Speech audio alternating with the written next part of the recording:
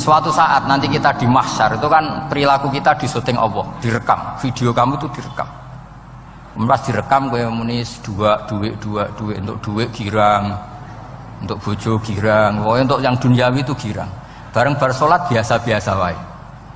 Terus kita takoki pangeran, jongke bar salat biasa wae, bareng untuk duit kok girang. Penting di duit mbek salat. Saya berkali-kali ngaji bilang karena kenangan terbaik kita ketika ning donya yo tahu salat.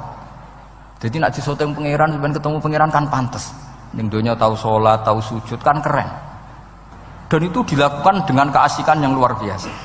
Karena terus isin, aku jagungan mbek kanca sak jame betah, jagungan mbek apa 8 menit entuk 20 rakaat itu isin nak. Singkat cerita Imam Bukhari itu pede meriwayatkan hadis setelah banyak orang mimpi Rasulullah niku liwat ditututi Imam Bukhari. Iku fawwah ma akhta aqdamahu qadamai Rasulullah sallallahu alaihi wasallam. Terus delamaan yang pernah diinjek Rasulullah niku mautia aqdami Rasulullah sing nate diinjek qadami napa Rasulullah. Itu Imam Bukhari persis di situ. Akhirnya ulama tahu itu maknanya betapa persisnya beliau ketika meriwayatkan hadisnya Rasulullah sallallahu alaihi wasallam. Ada lagi orang mimpi niki teng kitab Fathul Bari. Imam Bukhari itu betul khirbah itu semacam peso kecil. Yadzubu anhu itu kalau ada orang melukai Nabi, dia yang bela-belain supaya orang itu tidak bisa melukai Nabi. Dan itu ditakwil oleh ulama bahwa beliau yang nanti akan mensortir al-ahadis al-maudu'ah, dibuang semua, nggak boleh dinisbatkan kepada Rasulullah Shallallahu Alaihi Wasallam. Jadi kemana itu jasa-jasanipun Imam Bukhari. Terus ketika beliau mau kapundhut, terus Imam Bukhari ketika mau kapundhut itu tertib sekali. Saya banyak membuktikan baik secara bacaan maupun nyata. Orang-orang soleh itu kalau mau kapundhut itu tertib. Mulane sampai nak kapundhut aja selonang-selonong. Nak mati itu sing tertib, sing rapi lah, tertata.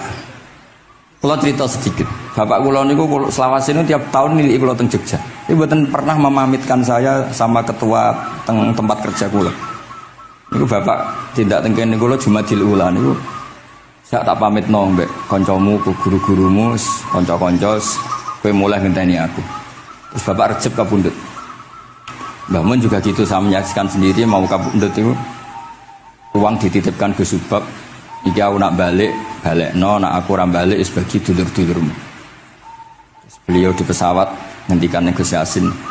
Tenan lho sin aku tahlili.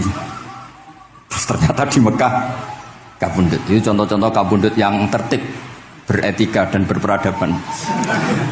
Nah Imam Ghazali luwih parah malih, parah kramate mboten parah masalahnya. Engko mbok potong dadi geger. Niku badhe kapundhut itu tuku kafan piyambak. Tuku kafan. Terus kanca-kanca sing perjalanan 3 hari karena dulu enggak ada pesawat. Ora ono WA. Niku diundang. Tolong direngkas ning nggonku ya. Ketika beliau kapundhut itu orang yang perjalanan 3 hari nggak ada yang terlambat. Ditakoki, kenapa kamu nggak terlambat? Saya sudah diundang 3 hari yang lalu. Nanti aku tuku kafan terus badhe niku badhe subuh sholat terus ya mbak cara Jawa nggih agak selonjor terus adike diceluk ali ya bil kafni aku jupukno kafanku. Terus diambung terus beliau ngendikan alar ridho bil intiqal ila malikil mulki pun kula ridho pindah teng alame jenengan Gusti, maksudnya kapundhut. Ya terus kapundhut. Jadi adike ora ribet tuku kafan, ora ribet tuku. Saiki ya ana persiapan tapi gaya-gayaan untuk kuburane wis digawe. Terus gaya mergo larang kawasane iku elit. Niku mboten keramat niku sembrono niku. Lah Imam Bukhari nggih ngoten badhe kapundhut tuh wali-wali angkatan beliau ku dipeni. Desane piyambake jenenge Khortangka, napa bacane Khortanak mboten ngerti. Pokoke kawasan Uzbek karena itu ejaan Soviet. Sauni-unimu lah bawa waca Khortangka, cek Khortanak, cek apa ngono lah. Sing maca penting aja bawa waca Demaan karena tulisannya kok sik. Niku wali-wali ngipi ketemu Rasulullah teng pagar desa, teng pojok, teng pintu gerbang. Wali-wali tanya, "Ya Rasulullah, kenapa engkau di sini?" Antaziru Muhammad bin Ismail. Aku ngenteni Muhammad bin Ismail. Apa tak jak bareng. Terus wali-wali ini tangi krungu kabar Imam Bukhari kapundhut. Nama beliau kan Muhammad bin Ismail. Jadi akhirnya wali-wali ngerti. Jadi ya badhe kapundhut iku ditunggoni Rasulullah sallallahu alaihi wasallam. Kula waca nggih tak waca Arabe. Engko nak mboten paham nggih muni amin amin niki semuanya. Mboten santai mawon sampean. Kula niki mumpung dadi wong saleh mergo nderekaken kersane Habib Bidin. Ya kadang saleh kadang ora, nek ora saleh ya istighfar wis gampang. Urusan mbek pangeran niku gampang. Ribet urusan mbek manusa. Wis yo sepuro yo cek kadang gremeng ya. Tapi ora usah kaget ya apike manusa kalah apik mbek pangeran. Pangeran wis Ghafur kok manusa kok Ghafur ketok ya ora lah wis biasa wae ngoten.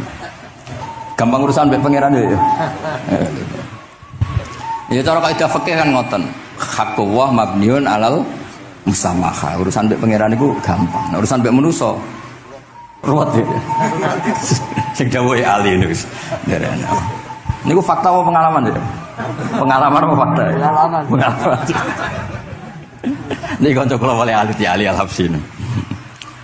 Nggih mboten enten perkembangan mulai riyen mbek kula ya ora jelas ya.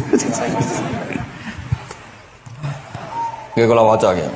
Akhbarana Muhammad bin Makki sami'tu Abdul Wahid bin Adam at-Tawasis yaqul ra'aitu an-nabiyya sallallahu alaihi wasallam fi naumi wa ma'ahu jama'atun min ashabi wa huwa waqifun fi mawdi'in fasallamtu alaihi faradda alayhi assalam faqultu ma wuqufuka huna ya Rasulullah qala antadhiru Muhammad bin Ismail falamma kana ba'da ayamin balaghani mautuh fanadhartu fa idzan huwa qad mata fi sa'ah allati ra'aitu fiha an-nabiyya sallallahu alaihi wasallam. Monggo ya nak badhe kapundhut sing tertib nggih.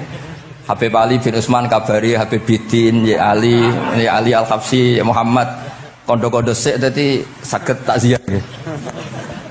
Dadi niki mboten niki ditiru nggih monggo, mboten nggih sae kersane mboten nyaingi Imam Bukhari. Lan kula kadang salah iku ya istighfar, tapi kadang-kadang ya biasa. Nah aku bener terus ora kaya Imam Bukhari, dadi ben salah sithik-sithik ora ben salah ya tetep salah, sementing gelem istighfar, gelem nak menawa iku dadi tawadhuke kita semua. Tapi yang jelas niku kula suwun kitab ini kitab barokah karena para habaib, para wali semuanya pakai kitab napa? Bukhari. Wau sing didhawaken teng dongane Habib Abu Bakar Segaf Kutub Gresik bahwa ya Allah kita mendengar hadis-hadis yang diriwayatkan Imam Bukhari dan semuanya mengarahkan kita tambah mahabbah kita li taatika untuk taat kepada jenengan. Saya beri contoh satu betapa hebatnya Rasulullah SAW untuk menjaga kenyamanan kita dengan Allah Ta'ala. Misalnya Sayyidul Istighfar yang tadi baru dibaca. Saya berkali-kali bilang wong khusuk-khusuk sing berlebihan. Nah istighfar nuwangis kaya-kaya nasi pendekne mau dosa tok. Sale bar delok wong wedok ning pertolon nuwangis ora barbar. Oke itu bagus karena eling maksiate. Tapi seakan-akan sifati Allah yang ngasih dia maksiat dan hubungannya dengan Allah hanya ditakdir maksiat. Padahal Allah tadi ngasih dia sholat subuh, ngasih dia sholat duhur, ketemu habaib hormat, ketemu kiai hormat. Reputasi Allah yang baik ini enggak dihitung. Si dihitung salah ini. Sehingga terus dia akhirnya sumpah, nak keterusan itu akhirnya rondo, sama aja terus nol pokoknya. Tapi kalau Nabi ngajari kita tidak seperti itu. Sayyidul Istighfar di antara kata-katanya tetap Abu ulaka bi ni'matika alayya. Gusti apapun kula niki makili kita loh ya, tidak makili Kanjeng Nabi. Tentu kalimat itu dari Rasulullah. Tapi anggap saja yang baca kita. Ini penting dalam ilmu hadis. Ya Allah apapun salah saya wau kula teng terminal teng napa delok itu oke niku salah Gusti. Tapi kula ditakdir gak nganti zina. Kanggo wong biasa-biasa ngene iki ora nganti zina iku top. Tapi aja terus delok terus iki cerita wae. Dadi delok istighfar tapi ra nganti zina alhamdulillah. Bar delok tok ya istighfar tapi ra takok nomere iku alhamdulillah. Ora moto terus dikeloni ning kamar. Alhamdulillah. Artinya ada sisi nikmat lah. Wong rai pas-pasan wae kok saleh ngono kan top ya. Ora top delok top ra nganti terus gitu. Dan Quran membenarkan model ngono iku, maksudnya membenarkan itu dimaklumi. Dimaklumi iku artinya yo kelas-kelas ngono iku ayate intastanibu kabaira matun hauna anhu nukafir angkum sayatikum. Yo kelasé lagi ngono. Tapi maksud saya kowe kudu eling sisi abu ulaka bi ni'matika alayya. Ya Allah kula delok kok ora zina ya ora takok nomor. Alhamdulillah Gusti jenengan tesih ngreksa kula. Tapi kok terus wa abu ubi dzambi, tapi wah apa Gusti kula delok barang nggih sepuro Gusti. Jadi artinya betapa Rasulullah itu ketika mengajari kita istighfar itu juga bersamaan dengan itu ikrar bahwa nikmat Allah aktsar wa aktsar. Bahwa sisi nikmat Allah itu jauh lebih besar. Makanya di Quran itu tidak ada hanya perintah istighfar, fasabbih bihamdi rabbika wastaghfiru. Tetap ada bihamdi rabbik. Apapun kita ini masih masya Allah. Nah, barokahnya hadis-hadis seperti itu belum hadis solusi. Rasulullah mboten nate dosa. Tapi selalu ngasih solusi wong dosa. Wa atbi'is sayyi'atal hasanata tampuha. Berarti bar wong wedok wayu sawangane kok dosa, golek rondo sing elek tuwek kei dhuwit. Mbah, wau kula badhe maksiat niki kafaroe. Engko amen didongakno kaya corona. Muga-muga panjang apa? Artinya itu mboten niki mboten mungkin nak kula salah ben dikoreksi Habib Ali. Tapi Habib mun terlambat dadi sungkan mesti. Jadi niki cerita dari malah ikrare Habib Abu Bakar Segaf. Dawu-dawu Nabi itu menginspirasi kita. Belum masalah adamul kunuti wal yaksi. Semua orang Islam seluruh dunia itu enggak ada yang putus asa. Meskipun ahlul ma'asi, ahlul kabair. Barokah hadis riwayat syafaati Rasulullah sallallahu alaihi wasallam. Coba kalau kita tidak dengar hadis syafaat, wong sing tahu dosa langsung fatalistik, sing tahu salah tahu fatalistik, sak donya iku ora ono sing wani iman. Perkarane kabeh gak ada salah. Tapi barokah syafaati Rasulullah sing diriwayatkan Al-Kutubus Sittah, sing diriwayatkan kitab-kitab sing muktabar. Akhirnya wong wani iman. Senajan to salah wis wani iman. Engko arep-arep syafaat Rasulullah sallallahu alaihi wasallam. Terus sing ra maca Bukhari, soalnya tiap pidato sholawat salam kunjuk kanjeng Nabi Muhammad sallallahu alaihi wasallam. Engkang kita tenggo syafaate teng dina sing diarep-arep hubungane mbek Nabi dhewe jarang maca sholawat, sing penting nenggo syafaat. Wis ngono lah, sing penting ku ndadekno iman biwujudis syafaat. Wah niku terakhir tentang Isra Mi'raj. Ono kata-kata mungkin Gus Sapang nyanyine mari sedilo mungkin. Nah, niki kitab Fathul Bari tentang Mi'raj niki kan tesih Isra Mi'raj. Dados nabi ku ya manusa ya kadang-kadang ku ya rondok cara boleh dibahasakan ku rondok ra ikhlas. Dibahasano hasud kok kasaran ya ora pati ikhlas. Tapi ora ikhlase nabi niku barokah. Riyen kita tahu pertama wajib salat ku 50. Nabi Ibrahim di langit ke-6, kila 7. Kalau ora roh persise urutane mergo riwayate beda-beda semene 6 ora semene 7. Mengko ya ora roh dhewe pokoke nek ora 6 ya 7. Coba bantah kula. Akhirnya Nabi Ibrahim jenenge capek. Apa mat diceluk wong pancen bae. Jika salat 50 rakaat. Mendel Nabi Ibrahim, ora biasa bantah. Bareng tok Nabi Musa bantah. Apa mat 50? Dekne asline bantah iku ora kok perkara piye. Asline gak krana sakake kita mboten. Rodok ngeprekno lah cara Jawa. Piye mat 50? Umatku sing gagah-gagah ra kuat temene umatem. Dadi asline iku ya ora sakake kita. Mulane kula rapati utang jasa asline di bab ini karena asline iku terusane inna ummataka la tutiku dzalik. Umatmu ora kuat. Wong Bani Israil umatku sing gandeng-gandeng gagah-gagah ra kuat temene umatmu.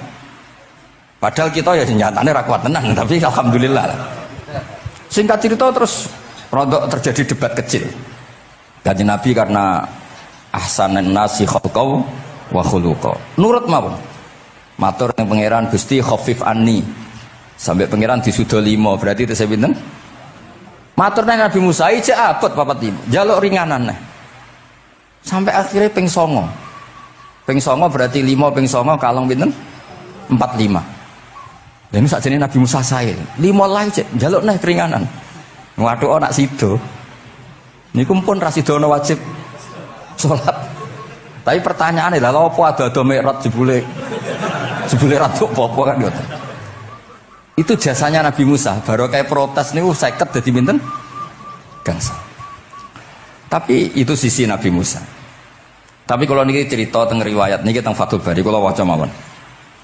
Ketika Nabi Musa di langit ketiga atau keempat, ini kan dilangkai kanjeng Nabi. Dilangkai itu nangis. Nangis itu nangis protes. Ditakoki wae malaikat Jibril, kenapa kok nangis? Grutu itu gak adil iki. Cah wingi kok ngangkai makomku. Grutu wae. Akhire kanjeng Nabi takok, niku sinten? Iku Musa, nembe napa? Ya nembe grutu. Sing digrutoni sinten? Pangeran. Lah terus pangeran gak piye-piye, gak wis biasa aja. Mboten niku lho mboten gawe-gawe. Nek ora percaya sampean waca dhewe kitabe. Kok eja sithik-sithik. Terus lah kena apa? Ya mergo sampean luwih enom tapi nglangkai makome, rada ra trimo.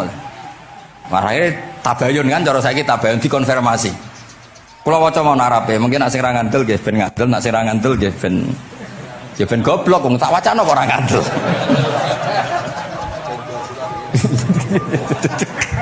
Dari ali.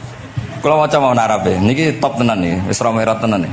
Teng kitab kula halaman 613 juz itu. Jadi sampean saged ngecek malih. Misalnya beda halaman nggih. Apa ya? Bab ya. Babnya ya di bab. Bismillahirrahmanirrahim. Niki jelas sampean jarang maca iki. Apa ora tahu ya? Jarang ora tahu parah deh. Parah gak nate. Niki kanca kula mulai alit niki teng sarang. Jadi kula niku de kanca Habib Zen niku kanca-kanca mulai alit. Alhamdulillah nganti tuwa ora ana perkembangan ya tetep kanca maksudnya. Ya sudah jadi kiai, nak masalah materi sudah tambah juga ya. Umat ya tambah akeh, tapi hubungan akrabnya tetap sepawancet. Engger ketemu ya pikirannya ngopi, rokok. Nah kalau sana perkembangan ya gak rokok ya termasuk. Tapi kalau cara fatwane Mbak Nafek salah. Rokok cara kowe apa hak? Misalnya ke darani haram, kowe sing salah. Ning dinggon barang haram diobong. Aduh, kelar. Mboten nate menang. Ini seksine niki. Nah kalau debat Mbak Nafek. Lah iya rokok itu haram mulane. Kowe nek rokok sitok terus mbok yakini haram, rak berarti jek ana terus barang haram. Tapi nek tak rokok kan tak ilangi. Berarti aku ngilangi haram. Mbah atau menang panjenengan. Ya. Mana apa? Nah kula wis kalah tuwa wis nurut mawon. Ini alhamdulillah niki majelis kula seneng sangat ditunggoni para habaib saged nderekaken kersane Habibiddin. Kula nggih ra ngrasa paling bener wong dikongkon mawon. Tapi kelirune insyaallah ora nganti 1%, 0,, sekian persen pantes-pantes e. Ya kudu kudu ngono. Kula waos nggih. Bismillahirrahmanirrahim. Ketika Nabi sinten? Musa ya, kesalib Nabi Muhammad sallallahu alaihi wasallam niku nangis. Terus lam azunna ahadan yurfa'u alayya. Saya itu tidak pernah mengira ada orang diangkat meninggi saya. Gak terima. Terus mergo napa? Yasumu banu Israil anni akramu 'ala Allah. Umatku wis kadung yakin nek saya ini yang terbaik kok dilangkai wong ku piye? Kaya kula misale sedarani wong alim alamah terus jebule keliru kalah mbek amang kan yo isin. Dari burung amang putune Nabi mboten isin kula nak kalah mboten isin. Ya buatan yakin buatan isin. Apa isin kalah ya apa-apa nih. Tapi ini kan jaga imet kan. Misalnya kalau tengkeling terus Ali terus wong ndek kanca ya bidin ini cerita lucu tenan iki kisah nyata. Jenenge Kiai Izzuddin Buntet itu top-top kiai di era itu. Dua santri niku tiang Cirebon asli Jakarta. Jenenge Budi. Ini kanca niku tak sebut jenenge wong cerita lucu. Dia itu bangga dengan kiainya karena orang Jakarta. Iku mergo angger kiai mek Kiai Izzuddin ku nyucuk. Bangga nek mergo kiyaine ra ono sing ngalahno. Kabeh kiai sak kawasan kono iku nyucuk. Suatu saat ana pengajian ngaturi Mbah Mun ya Mbah Maimun Zubair. Kiai Izzuddin nate mondok sarang. Bareng wonten Mbah Mun Kiai Izzuddin nyucuk. Niku bocah niku teng tingkat 2.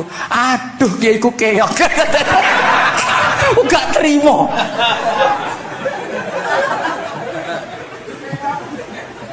Karena dia ngukur menang kalahnya pakai nyucuk.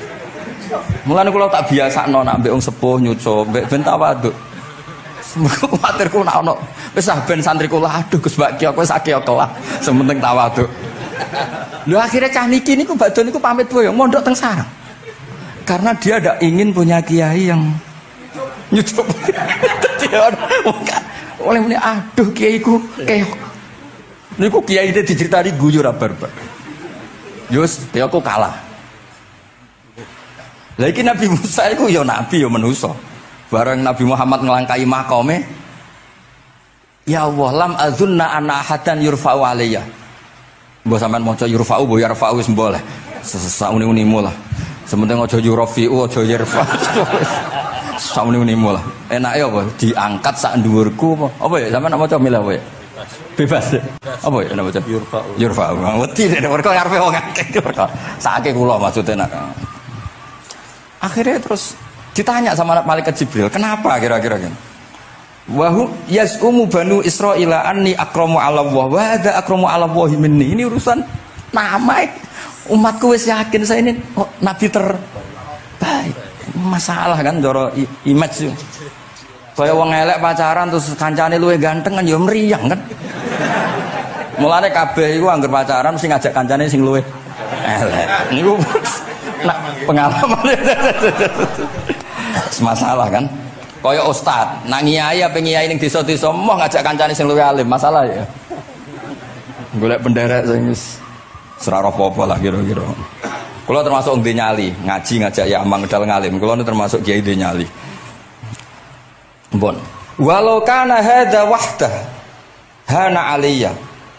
Maksudnya nak aku kalah mbek Nabi Muhammad wis gak apa-apa lah, secara pribadi aku kalah gak apa-apa. Oke. Pancen iki sing dipilih aku kalah gak apa-apa. Walakin ma'ahu ummatuhu wa hum afdhalul umam indallah. Lho nak antar ketua kalah aku ora masalah, oke lah. Lho tekan sak umatku yo kalah, dadi gak trimo.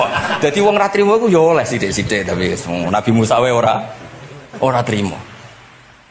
Terus walakin ma'ahu ummatuhu wa hum afdhalul umam indallah. Jadi sampean-sampean iki itu orang yang digugat Nabi Musa. Monggo di Fatihai kersane mboten gugat. Jadi nak pas kalah mbek Nabi Muhammad itu pun ikhlas sih, tapi bareng kalah mbek antar umat kalah niku gak trimo. Walakin ma'ahu ummatuhu wa hum afdhalul umam indallah. Lah niki sing lucu qala Jibril hadza Musa wa may yu'atibu, kanjeng Nabi tanglet wa may yu'atibu, terus sing digumami sapa, sing digremi sapa? Qala yu'atibu rabbahu fika. Lho niki kula maca. Kok nak kurang marem tak seksine ya amang tak kon maca. Yu'atibu rabbahu fika. Qultu wa yarfa'u sautahu ala rabbi. Ning ngarepe pangeran ya wani pahpoh ngono gak mane cara Jawa iku. Qala inna waha qad arafa lahu khiddata. Pangeran biasa, nek ngomong ya rada keras ngene dadi pangeran wis biasa maklumi. Wa fi riwayatin innahu ya'rifu dzalika minhu. Allah kenal banget. Ini jenis wong protes iku wis kenal banget.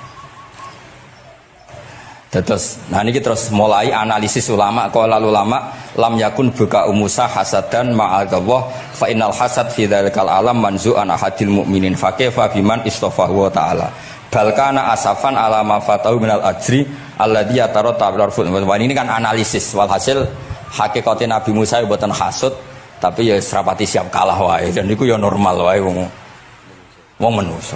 Semoga nak sampean ra siap kalah mbek kula nggih saged maos Bukhari, saged maos Fathul Bari. Nah, misalnya kepeksa ya eling salah ya aja eling bener.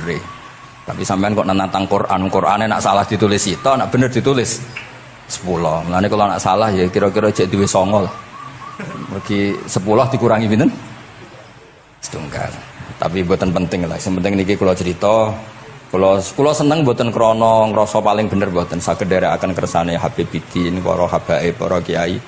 Kula posisi makmur diminta kula suwun niki nambahaken mahabbah kita teng Rasulullah sallallahu alaihi wasallam. Apalagi tadi saya minta ijazah Habibidin karena dapat ijazah dari Habib Salim bin Umar bin Muhammad Asgaf.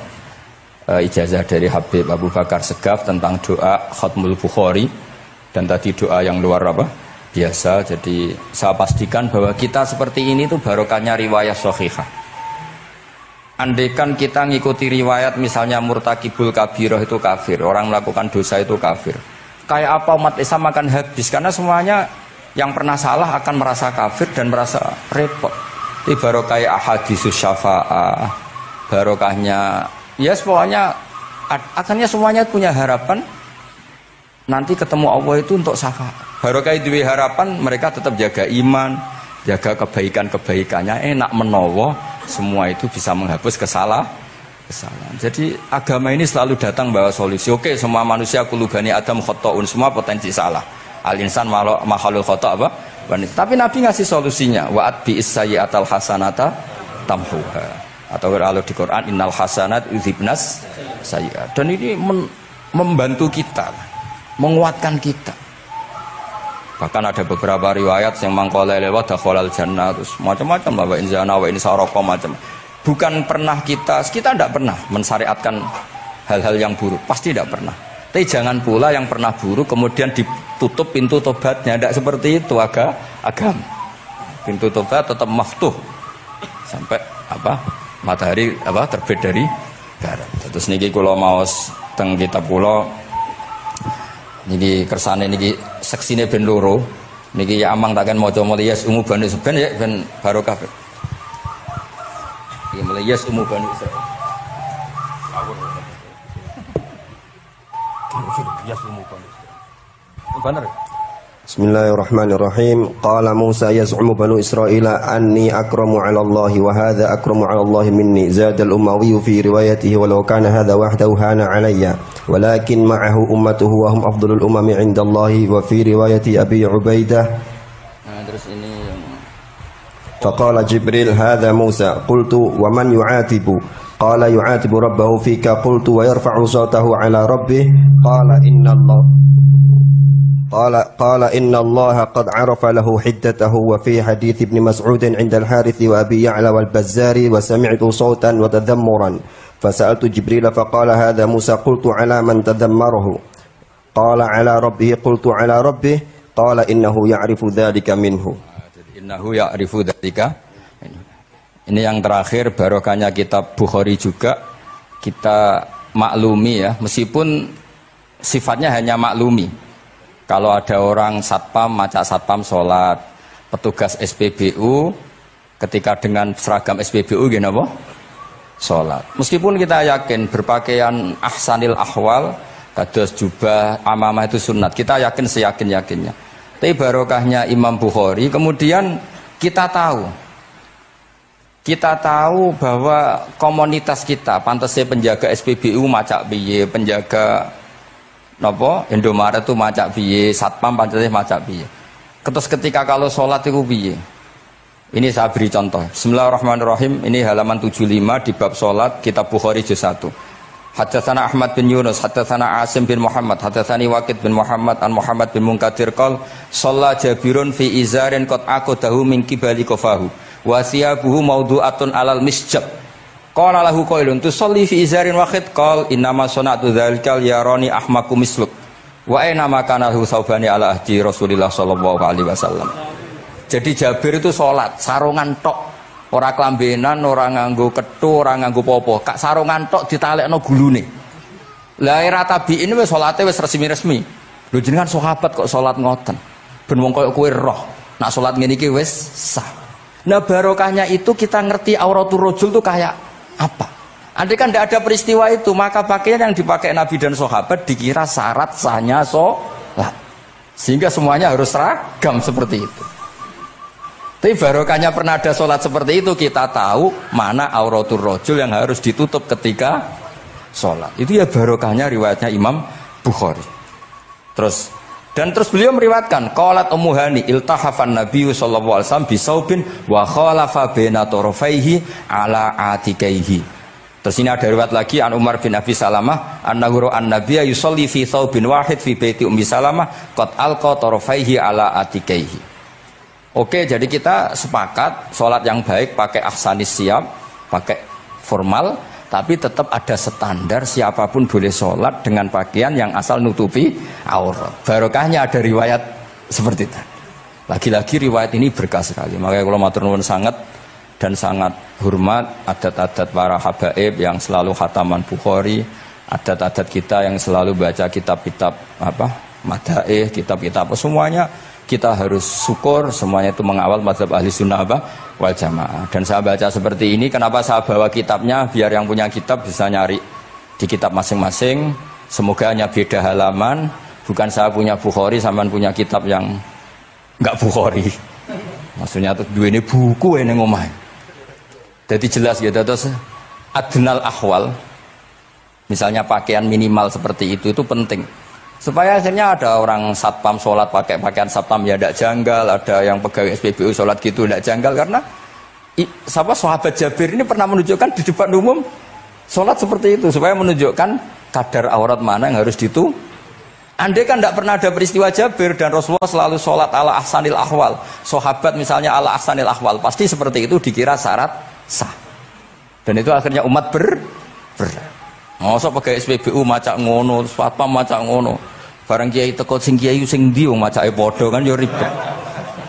Jadi Kabeh itu berdasar napa ilmu. Quran itu turun itu kan mustameknya, pendengarnya itu zaman itu kan orang kafir semua.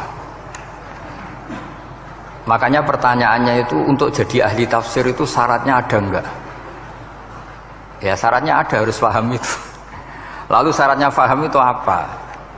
Untuk Quran itu syaratnya satu, ya dapat hidayat itu. Karena kalau kita pakai standar apapun itu tidak bisa. Karena banyak orang kafir dulu karena punya pengetahuan yang baik tentang uslubul kalamil Arab, itu Quran turun itu memahami dan faham. Ini termasuk yang diceritakan Shahibus Shahih, yaitu Imam Bukhari. Imam Bukhari itu cerita ada orang namanya Jubair bin Mut'im, itu kafir. Seorang lagi ya, Jubair bin Mut'im itu kafir. Dia datang ke Madinah untuk negosiasi Asra Badrin, tawanan perang Badar. Delalah pas itu Rasulullah SAW memimpin sholat maghrib, baca surat Wattur wa kitabim mastur fi raqim mansyur. Si Jubair ini mendengarkan itu kok enak. Nah dia mulai argumentasi kekafirannya terganggu, logika kekafirannya terganggu. Itu ketika Allah mulai mempertanyakan am khuliqu min ghairi syai'in. Kalau kalian merasa Tuhan, mbok kamu itu merasa hidup tanpa pencipta. Ya sudah, kalau kalian merasa Tuhan sebagai subjek, sebagai aktor sejarah, kalian harus khuliqu min ghairi syai'in. Manusia itu diciptakan tanpa pencipta. Atau amhumul khaliqun, atau kalian memang pencipta. Lalu kalau kalian pencipta, pertanyaannya Allah, am khalaqus samawati wal ard, apa kalian semua atau mereka yang kafir itu pencipta langit dan bumi? Terus bala yuqinun, pasti mereka tidak pernah berpikir sebagai pencipta langit dan bumi. Walhasil ketika surat itu selesai dibaca, Jubair bin Mut'im langsung menemui Rasulullah SAW. Terus dia masuk Islam. Ya, terus dia masuk apa? Islam. Ini bukti bahwa Quran itu bisa difahami orang kafir dan bisa menjadi sababul hidayah. Sebab itu saya pastikan jika Quran itu dikaji orang non-muslim dengan niat belajar, itu harus diberi hak. Wa in ahadum minal musyrikin astajaroka fa'ajirhu hatta yasma'a kalamullah summa ablihu ma'mana. Jika ada orang kafir minta akad aman supaya dia bisa belajar Quran, harus diberi hak. Karena awal-awal Quran itu saking fasohahnya, saking jameknya, saking jelasnya, bahkan aslama Umar mergo bistimaihi atau bisamaihi ayat Al-Quran. Wa kadzalika aslama Jubair bin Mut'im juga ketika mendengar ayat Quran. Pertanyaannya kan, dia ketika mendengar itu muslim apa masih kafir? Masih apa? Kafir. Dan aslama setelah mendengarkan ayat apa? Quran. Ini nanti saya terangkan secara logika mukjizatnya. Terus ini sekaligus pamit kalian pengurus Menara, juga utamanya Pak Najib, ya Haji Najib. Saya akan suasananya ngaji seperti ini dan insya Allah selalu pakai Bukhari di bab Fadhailul Quran atau Mukjizatul Quran. Nanti setelah niki do ngopi mulai uteke itu merap. Ning Jawa iku ribet niki cara disiplin ngaji wis kriminal. Kok ono kopi ono ngaji, mesti wong eling kopi sih. Sajane cara disiplin ngaji ku kriminal. Tapi wong niki boten disiplin dadi nggih pun. Kula waca nggih. Bismillahirrahmanirrahim. Ini cerita Islamnya Jubair bin Mut'im. Yes, di Bukhari saya juz 3 halaman 193, kalau di Fathul Bari juz 9 halaman 583. Ini nanti ngaji sampai jam 3. Nanti jadi kalau jam 3 top. Kau yang kita sampean seneng nganti jam 3. Nah kita ora paham nggih seperempat jam. Nggih, haddatsana al-Humaydi, haddatsana Sufyan, qala nggih qala haddatsuni 'ani Zuhri an Muhammad bin Jubair bin Mut'im an abihi. Qala sami'tu an-nabiyya sallallahu alaihi wasallam yaqra'u fil maghrib bit-tur. Falamma balagha hadhil ayat am khuliqu min ghairi syai'in am humul khaliqun. Terus am khalaqus samawati wal ard bal la yuqinun am indahum khazainu rabbika am humul musaytirun. Kada qalbi ayatiron. Kada meh-meh apa qalbi ati ingsun iku ayatiro yang to terbang apa qalbi. Hampir hatiku itu hilang, nyaliku sebagai orang kafir itu hilang karena argumentasi saya kalah. Kalah itu ya kalah. Jadi karena Allah itu sangat rasional. Saya berkali-kali kalau ngaji bilang Allah itu zat paling fair, paling kalau boleh dibahasakan tuh ngajak kita sangat-sangat rasional. Saya berkali-kali ngaji bilang untuk menafikan Tuhan selain Allah itu Allah cara nantang itu sederhana sekali. Qul ara'aytum ma tad'una min dunillah aruni madza khalaqu minal ardi am lahum syirkun fis samawat. Kalau kalian punya Tuhan selain saya, kata Allah tidak apa-apa. Asal yang kamu tuhankan itu punya reputasi lah. Ketika aku bangun langit itu ya urun-urun tau apa. Melok gawe langit ora, urun semen ora kok melok jadi pangeran piye. Jadi aruni. Yang kamu pertuhankan Fir'aun Namrud ketika aku bikin bumi itu di mana? Kan tidak ikut. Tahu-tahu lahir di bumi, tahu-tahu sebagai Tuhan. Ini apa-apaan itu. Jadi aruni madza khalaqu minal ardi am lahum syirkun fis sama. Jadi kalau kata Allah, ini yang pikirannya Jubair bin Mut'im, enggak apa-apa kamu tuhankan selain saya kata Allah, tapi am khalaqus samawati wal ard. Apa Lata Uzza Hubal punya reputasi menciptakan langit bumi? Enggak kan balayukinun. Lalu Namrud, Fir'aun dan sebagainya am khuliqu min ghairi syai'in. Apa mereka itu lahir sendiri tanpa pencipta? Enggak juga kan? Nah, logika-logika itulah yang menjadikan Jubair bin Mut'im, Sayyidina Umar, Khalid bin Walid banyak yang menjadi masuk apa? Islam. Tapi logika yang dibangun Quran ini kita sudah mulai lupa. Karena tadi surat iki kasihate ngene, sakake Quran. Waqiah mari duwe, Ra'at nyepet wong mati kan sudah kasihate itu sudah. Jadi bayan arah mati-mati diwacana surat napa? Ra'at. Dia lupa secara fikih itu hukumnya gimana itu? Apa qatil enggak itu? Ada orang mau mati tidak mati-mati, kamu bacakan Ra'at langsung mati. Ini pembacanya ini qatil apa enggak? Ini harus dibahsul masail di Masjid Menara. Karena sebelum dibacakan Ra'at itu enggak mati-mati, setelah dibacakan mati. Ini kategorinya itu qatlun amdul khata apa khata sibul khata apa. Jadi Quran itu menjadi hilang mukjizatnya kalau kita terus ngomong kasiat ya. Waqiah terus mari di duwe.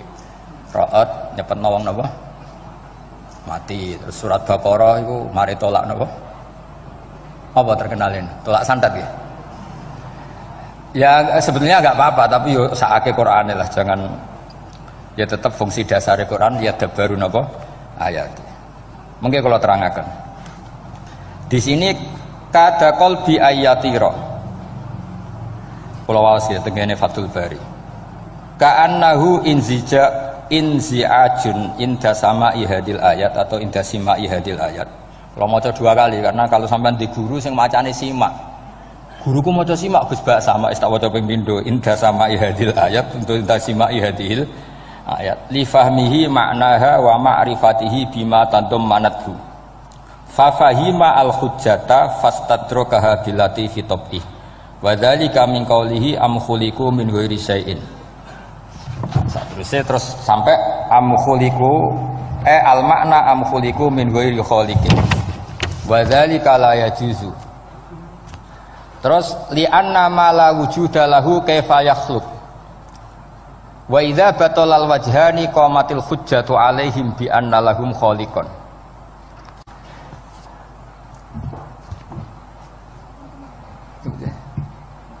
Wah, aneh-aneh. Dan di kegiatan ya biasanya. Lah wis mulang orang ngrungokno ora noto mix pokoke.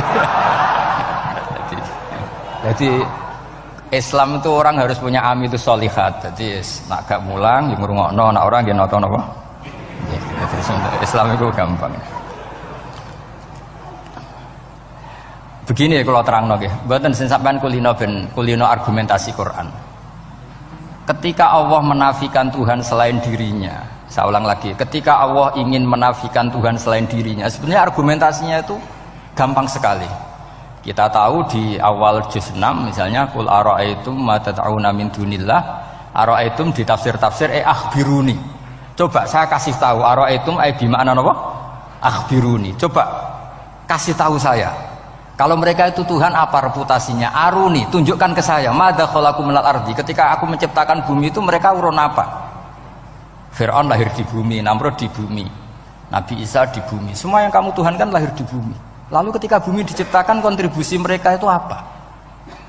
Mbok kalau yang merasa jadi Tuhan tuh mbok yo gawe lah urun gitu. Gampangane iku yo wong iku ana kualifikasine. Nek dadi kiai iku yo tau mutolaah. Tahu ngaji bafail macam-macam lah soalnya. Nak jadi wong sugih iku syaratnya ya diwarisan atau pekerja keras. Kan kabeh ono syarat. Maksud jadi pangeran tanpa kualifikasi. Jadi presiden yang menang di pemilu ini. Ini jadi Tuhan kok tidak punya reputasi aruni madza khalaqu minal ardi am lahum syirkun fis samawat. Kok jadi Tuhannya bumi ya reputasinya menciptakan bumi. Lah Jubair bin Mut'im itu orang kafir, saya ulang lagi orang kafir. Terus Allah membombardir dengan argumentasi am khalaqus samawati wal ard. Yang kamu tuhankan apa menciptakan langit bumi? Am khuliqu min ghairi syai'in, apa yang kamu tuhankan itu wujud begitu saja tanpa pencipta. Wos pokoknya dibombardir gitu. Sampai beliau tidak kuat akhirnya matur Rasulullah asyhadu alla ilaha illallah wa annaka Rasulullah. Jadi dulu itu mukjizatnya Quran itu orang kafir saja tahu. Saking dahsyatnya, logika yang dibangun itu saking dahsyatnya. Dan itu murni argumentasi ilmiah, bukan jimat, mboten. Terus diwaca sakmene ambek poso, iku mboten enten ngoten riyen. Ya pokoknya memang ilmiah. Saya punya sekian contoh. Sampean boleh nggak percaya, tapi kebangetan ora percaya. Dulu di antara sifatnya Rasulullah, saya sering ya kadang-kadang ya kepengen emosi lah. Wong dikandani pangeran kok angel ra karuan. Tapi dulu para nabi itu disifati Allah qad ja'atkum bayyinatum mir rabbikum.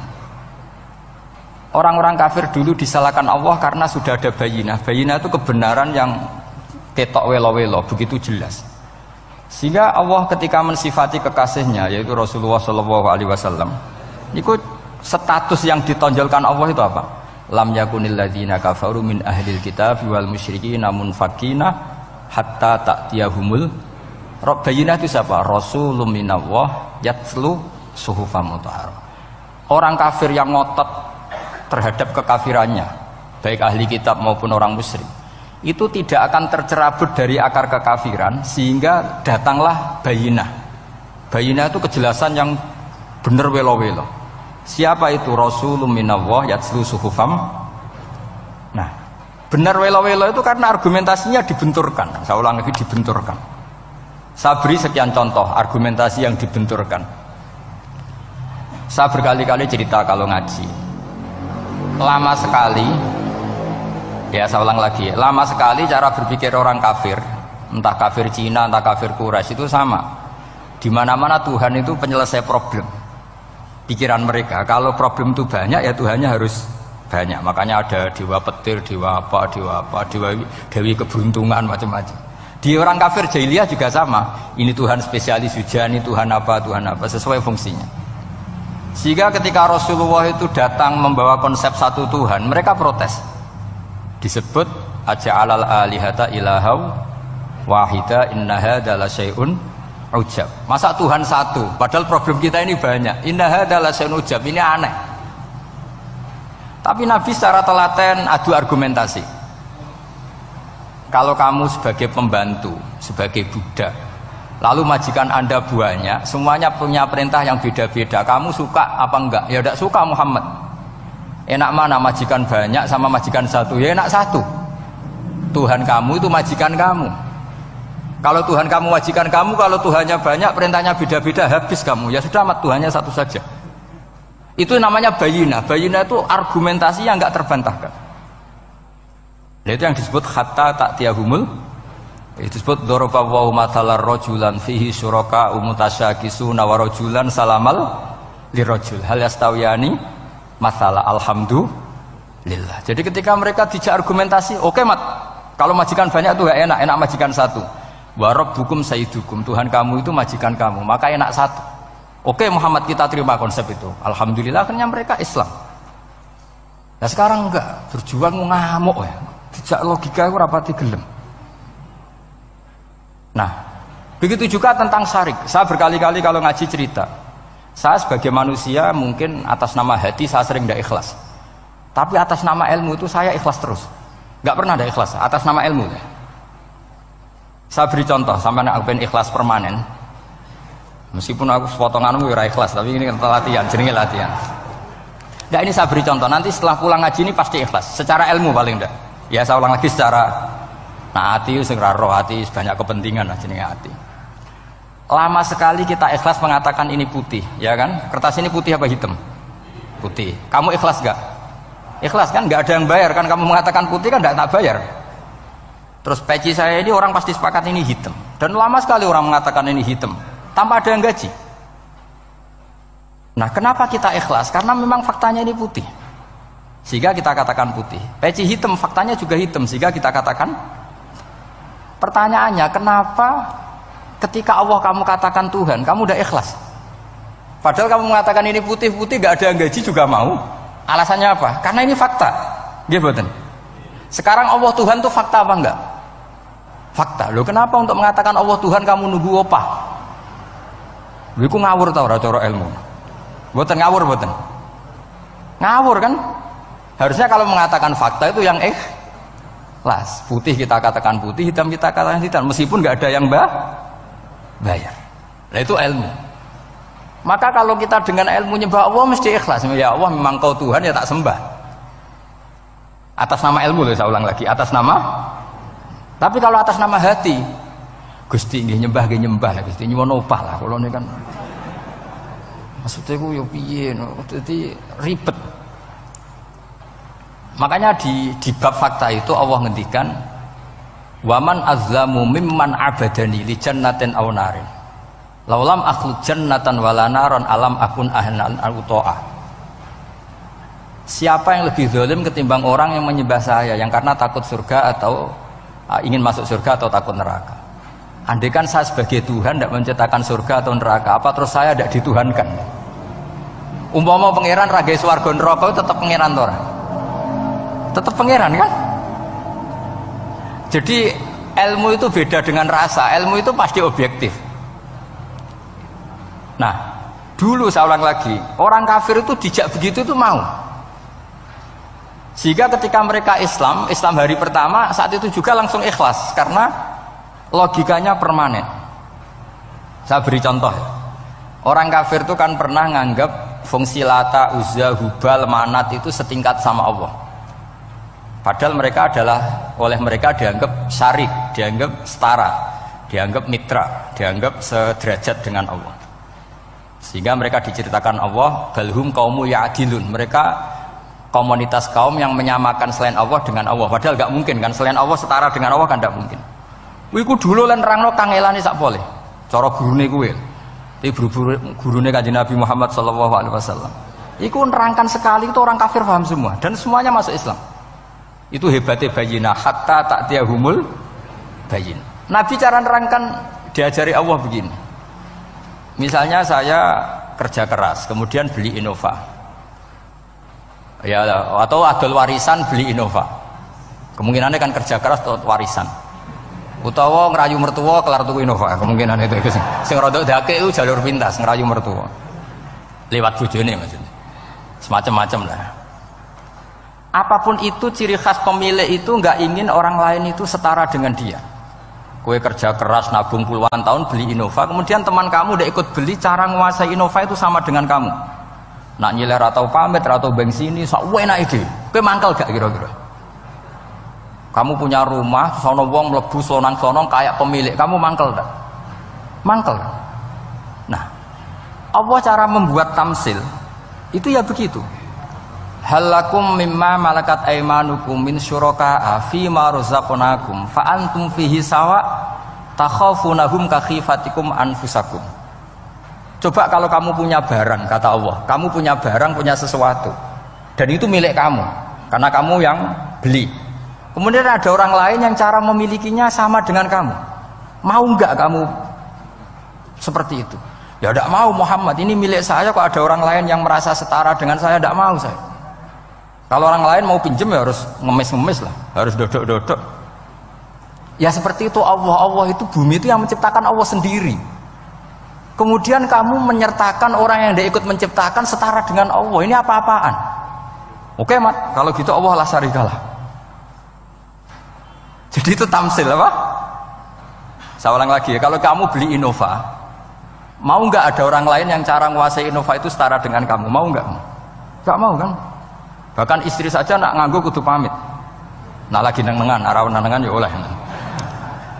Tapi apapun itu kan tetap saja harus pamit, harus prosedur. Namanya ndak ikut punya. Nah itu kemampuan ini yang mulai hilang di umat Rasulullah. Jadi Nabi itu punya fatona. Fatona itu kecerdasan untuk memberi penjelasan. Disebut orang kafir itu tidak akan infikak, tercerabut dari cara berpikir mereka, munfakin hatta ta'tiyahumul. La bayina itu siapa? Rasulun minallah yatlu suhufam mutahhar. Jadi Nabi itu kalau memberi penjelasan itu gampang sekali. Baik itu penjelasan akidah maupun penjelasan fikih. Dulu di Medina itu abkhasun nasi kailan. Orang Madinah itu orang paling curang kalau dagang dulu sebelum Rasulullah datang. Sehingga misalnya mau beli pelem itu mangga itu, pentil ya dihitung pelem. Jadi busron itu kurma pentil ya dihitung kurma. Misalnya kulaan pari hijau ijo wis dituku, padahal urung jelas dadi padi.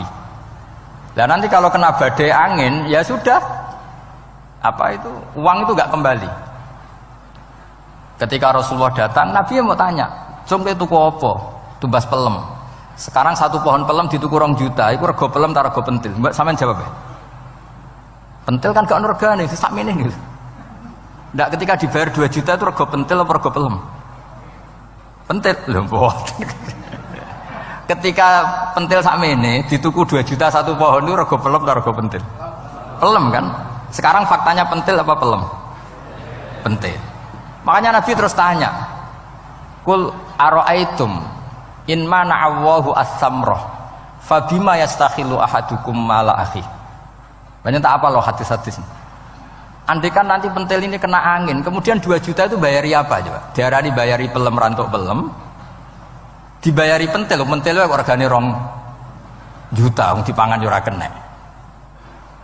Akhirnya wong Madinah sadar betapa buruknya sistem perdagangan mereka. Wong pentil kok diregani 2 juta. Semenjak itu ada fikih boleh jual pentil itu ba'da budui sholahiyah, setelah jelas-jelas jadi pelem. Paham ya? Dan Nabi cara nerangkan gampang, fabima yastakhillu ahadukum mala akhi. Lalu alasan halal itu apa? Kamu mengambil uang 2 juta atas nama apa? Atas nama pelem ya Rasul, di peleme. Atas nama pentil, mosok pentil regane 2 juta. Jadi akhirnya orang Madinah sadar semenjak itu tidak jual buah-buahan qabla budui sholahiyah, sebelum kelihatan berstatus napa? Samroh buah. Jadi Nabi itu orang yang kalau menjelaskan itu gampang sekali. Dulu itu Nabi pernah dibully orang Bedui. Nabi pernah ngendikan la adwa wala tiyarata wala hamah, tidak ada penyakit menular. Ya ada orang Bedui itu iseng itu ya iseng. Ada unta gudiken, dijejero unta waras. Akhirnya sing waras melok gudiken. Si Bedui ya rodok kurang ajar. Rasulullah ditimbali, ya rodok kacau ngene. Alhamdulillah gak wong kudus nih. Ya Rasulullah, katanya engkau tidak ada penyakit menular. Ini unta ini tidak gudiken, tak jejeri yang gudiken ikut gudiken. Terus Nabi banget pinter ya. Dikira Nabi itu kan kalah ya. Nabi jawabannya enak. Faman a'dal awala. Semua rawi membaca al awala. Faman Fam mongko te sapa ada maringi nular sapa man al awala sing pertama. Ya nek iki jaremu ketularan iki. Lah iki ketularan sapa? Sing pertama gudiken. Wah iku asli lah ya maksudku ya sing iki. Jadi Nabi itu gak pernah kalah kalau argumentasi. Nah sekarang banyak umatnya Nabi, tambah soleh itu tambah rapat iso mikir biasanya. Makanya Mbah Mun terkenal bikin jargon zada khuzuan, zada jalan.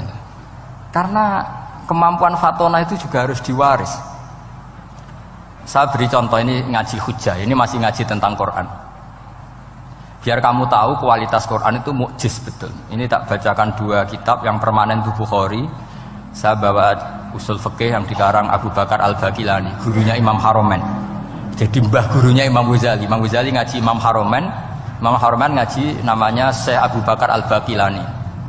Itu orang top, orang terkenal sekali. Itu ngarang kitab namanya I'jazul Quran, itu yang dipakai hampir semua ulama itu. Saya pernah belajar itu pas musim haji. Saking sakralnya kitab itu tak baca berkali-kali pas musim haji, I'jazul Quran. Orang kafir itu kan otaknya sudah error, tapi kandanannya angel. Dan itu kalau kita salah ngelola argumen itu bisa kalah. Ya. Saya beri contoh. Ya.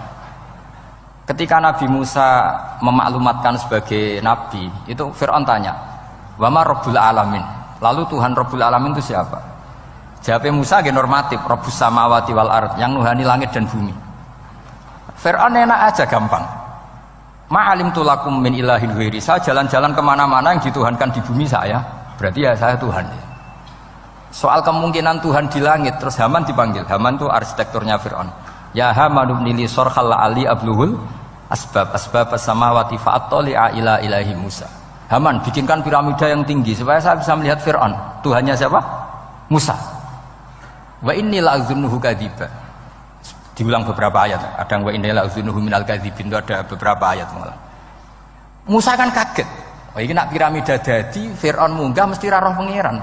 Wong sing aku nabi ora tau roh langsung pemeneh santri ta barang ora roh. Ini kan Fir'aun Musa akhirnya bingung. Iki misalnya munggah tenan mesti ra roh Allah, padahal kata Musa, kata siapa Fir'aun? Ibnili sorkhal ali abluhul asbab as-samawati fa'attali'a ila ilahi Musa. Kemudian saya bisa melihat Tuhannya siapa? Musa. Wah jare Musa, wah prono iki nak munggah tenan tetep ra roh Allah, jare Allah gak ono. Wong Firaun wis kadung geblek. Angger gak roh berarti gak ono. Apa yang dilakukan Nabi Musa? Beralih argumen. Saya ulang lagi, beralih argumen. Ya sudah, definisinya tidak seperti itu. Tuhan definisinya tak rubah. Rabbukum wa rabbu abaikumul awalin. Sing mengerani buyutem. Wah iku langsung sak majelis separuh itu iman. Wah iki nak Fir'aun pangeran, buyut-buyute ora ono pangeran. Karena pangerane datang terlambat. Ini aneh, pangeran dhisik buyute piye? Wong buyute ra pangeran kok putune pangeran. Akhirnya Fir'aun langsung cara Jawa asemane wah entek. Nah, makanya kalau Syekh Nawawi ngendikan, kalau debat kok wis muring-muring wis ra ilmiah.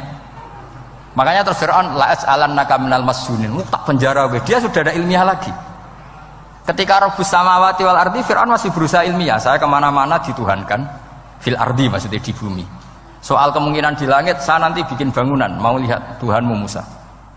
Tapi ketika dipojokkan dengan Rabbukum wa rabbu abaikumul awalin, yang nuhani nenek moyang kamu. Entek Fir'aun. Waduh, aku di bapak di mbah. Mbahku ora pangeran kok putune pangeran. Berarti mbahku tanpa apa?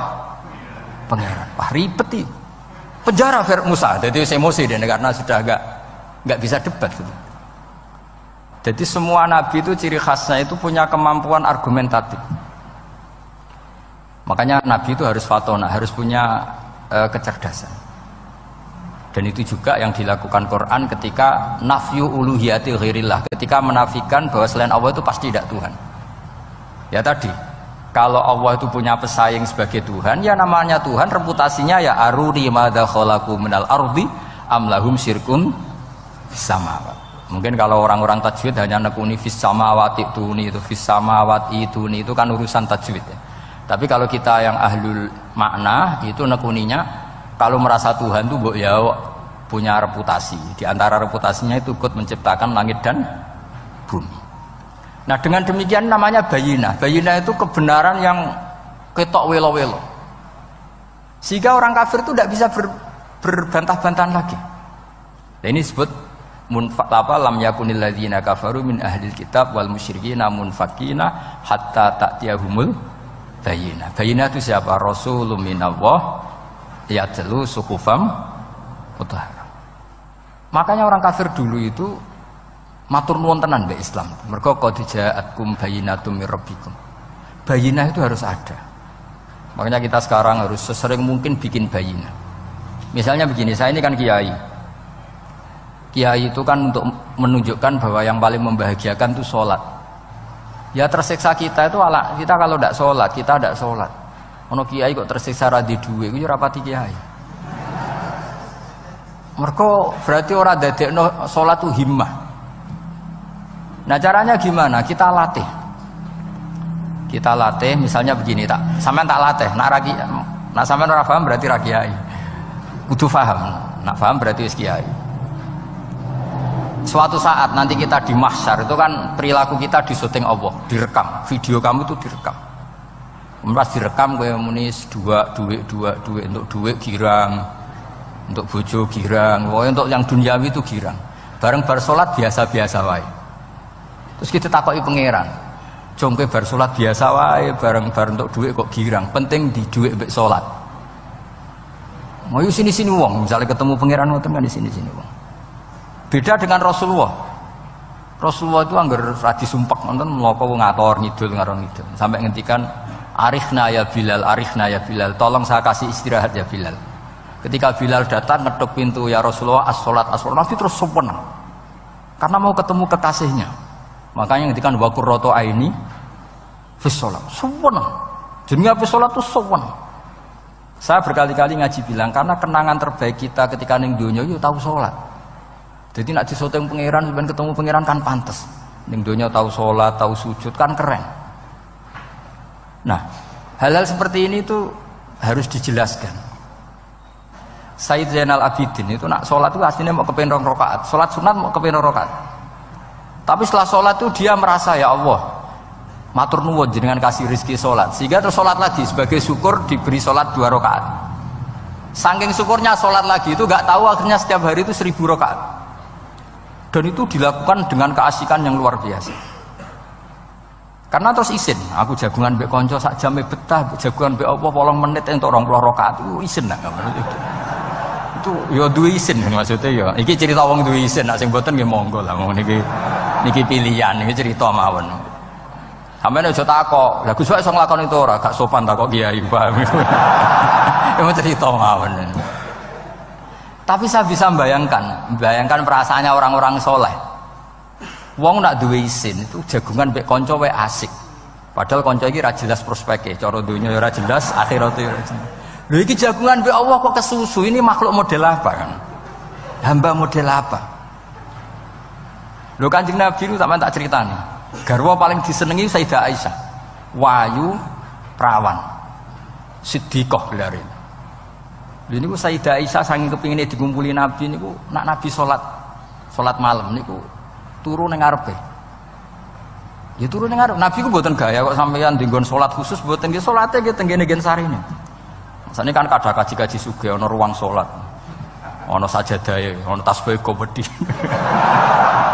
Gaya tok. Kula bolak-balik dolan wong sugih-sugih. Monggo Gus nggon pesolatan.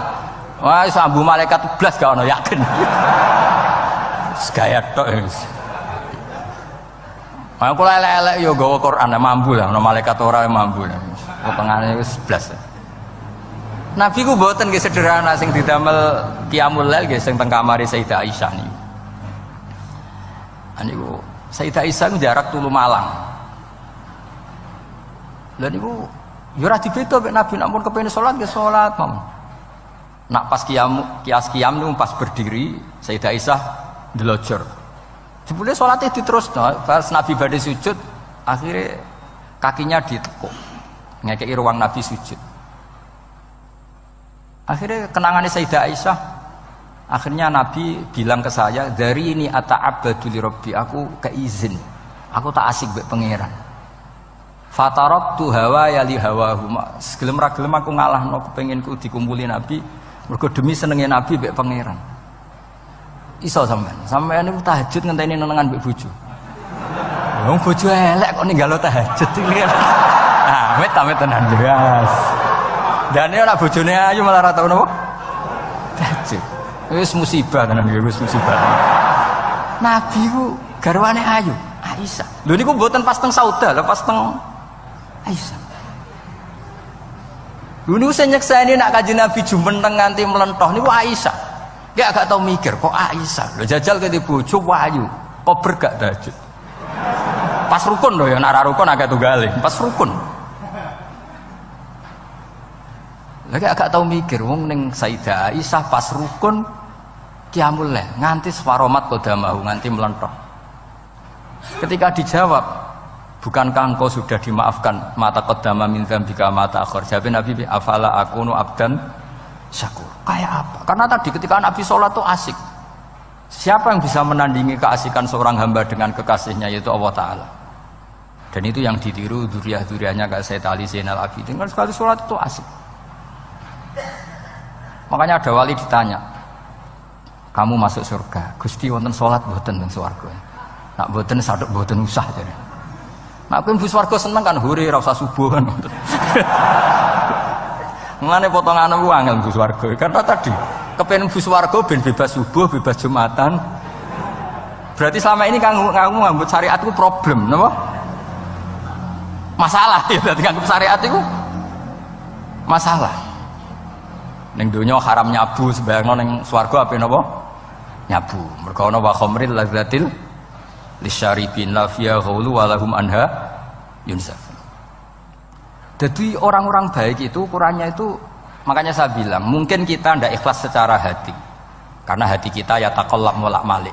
Tapi kita harus ikhlas secara ilmu. Nggih, ikhlas secara napa? Ilmu. Yaitu tadi caranya saya ulang lagi ya. Kamu mengatakan ini putih-putih kan ndak ada yang bayar kan? Paham ya? Karena ini fakta. Nah sekarang Allah jadi Tuhan itu fakta apa enggak? Fakta. Kenapa kamu mengatakan Allah Tuhan nunggu dibayar surga? Itu memalukan apa enggak? Nah di bab ilmu kita harus ikhlas. Meskipun hati kita sebagai manusia mungkin tidak ikhlas. Ini fatwa Imam Ghazali. Jadi ilmu itu segala-galanya.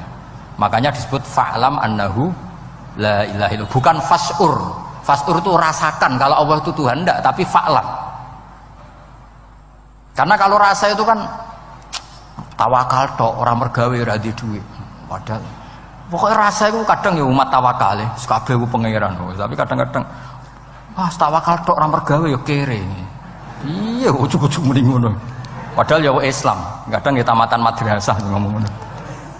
Karena hati sing ngomong ngono iku hati. Lesan kan hanya terjemahan, hanya penerjem. Tapi kalau ilmu enggak, ilmu tetap sadar. Enggak bisa sesuatu tanpa melibatkan Allah Subhanahu wa ta'ala. Terus kalau suwun niki ada napa? Makalah sing kula simpen napa? Akhirnya terus Jubair bin Mut'im niku masuk Islam karena logika yang dibangun oleh surat At-Tur ya, itu tidak meninggalkan logika yang selama ini dipakai, yaitu menuhankan Lata, Uzza, Hubal dan sebagainya. Terus Allah bertanya, yang kamu tuhankan itu apa reputasinya? Am khalaqus samawati wal ard, apa pernah menciptakan langit bumi? Seterusnya dan seterusnya. Akhirnya mereka sadar yang layak jadi Tuhan itu hanya Al-Khaliq sebagai pencipta. Yang tidak pencipta tidak usah jadi Tuhan. Makanya Iqra bismi rabbikal ladzi khalaq.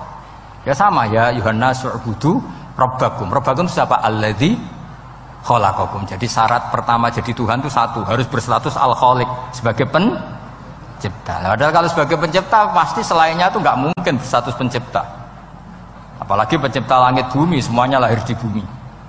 Nah ini faqamatil hujjah. Kemudian argumentasi Islam ini begitu kokoh, dan ketika kokoh itu tidak akan terkalahkan. Itu disebut bal naqdhifu bil haqqi 'alal batil fayadmaghuhu fa idza huwa zahir. Makanya saya berkali-kali bilang ngaji Quran itu ya harus ada ilmu manteknya. Entah berapa kadarnya harus ada ilmu mantek. Saya beri contoh.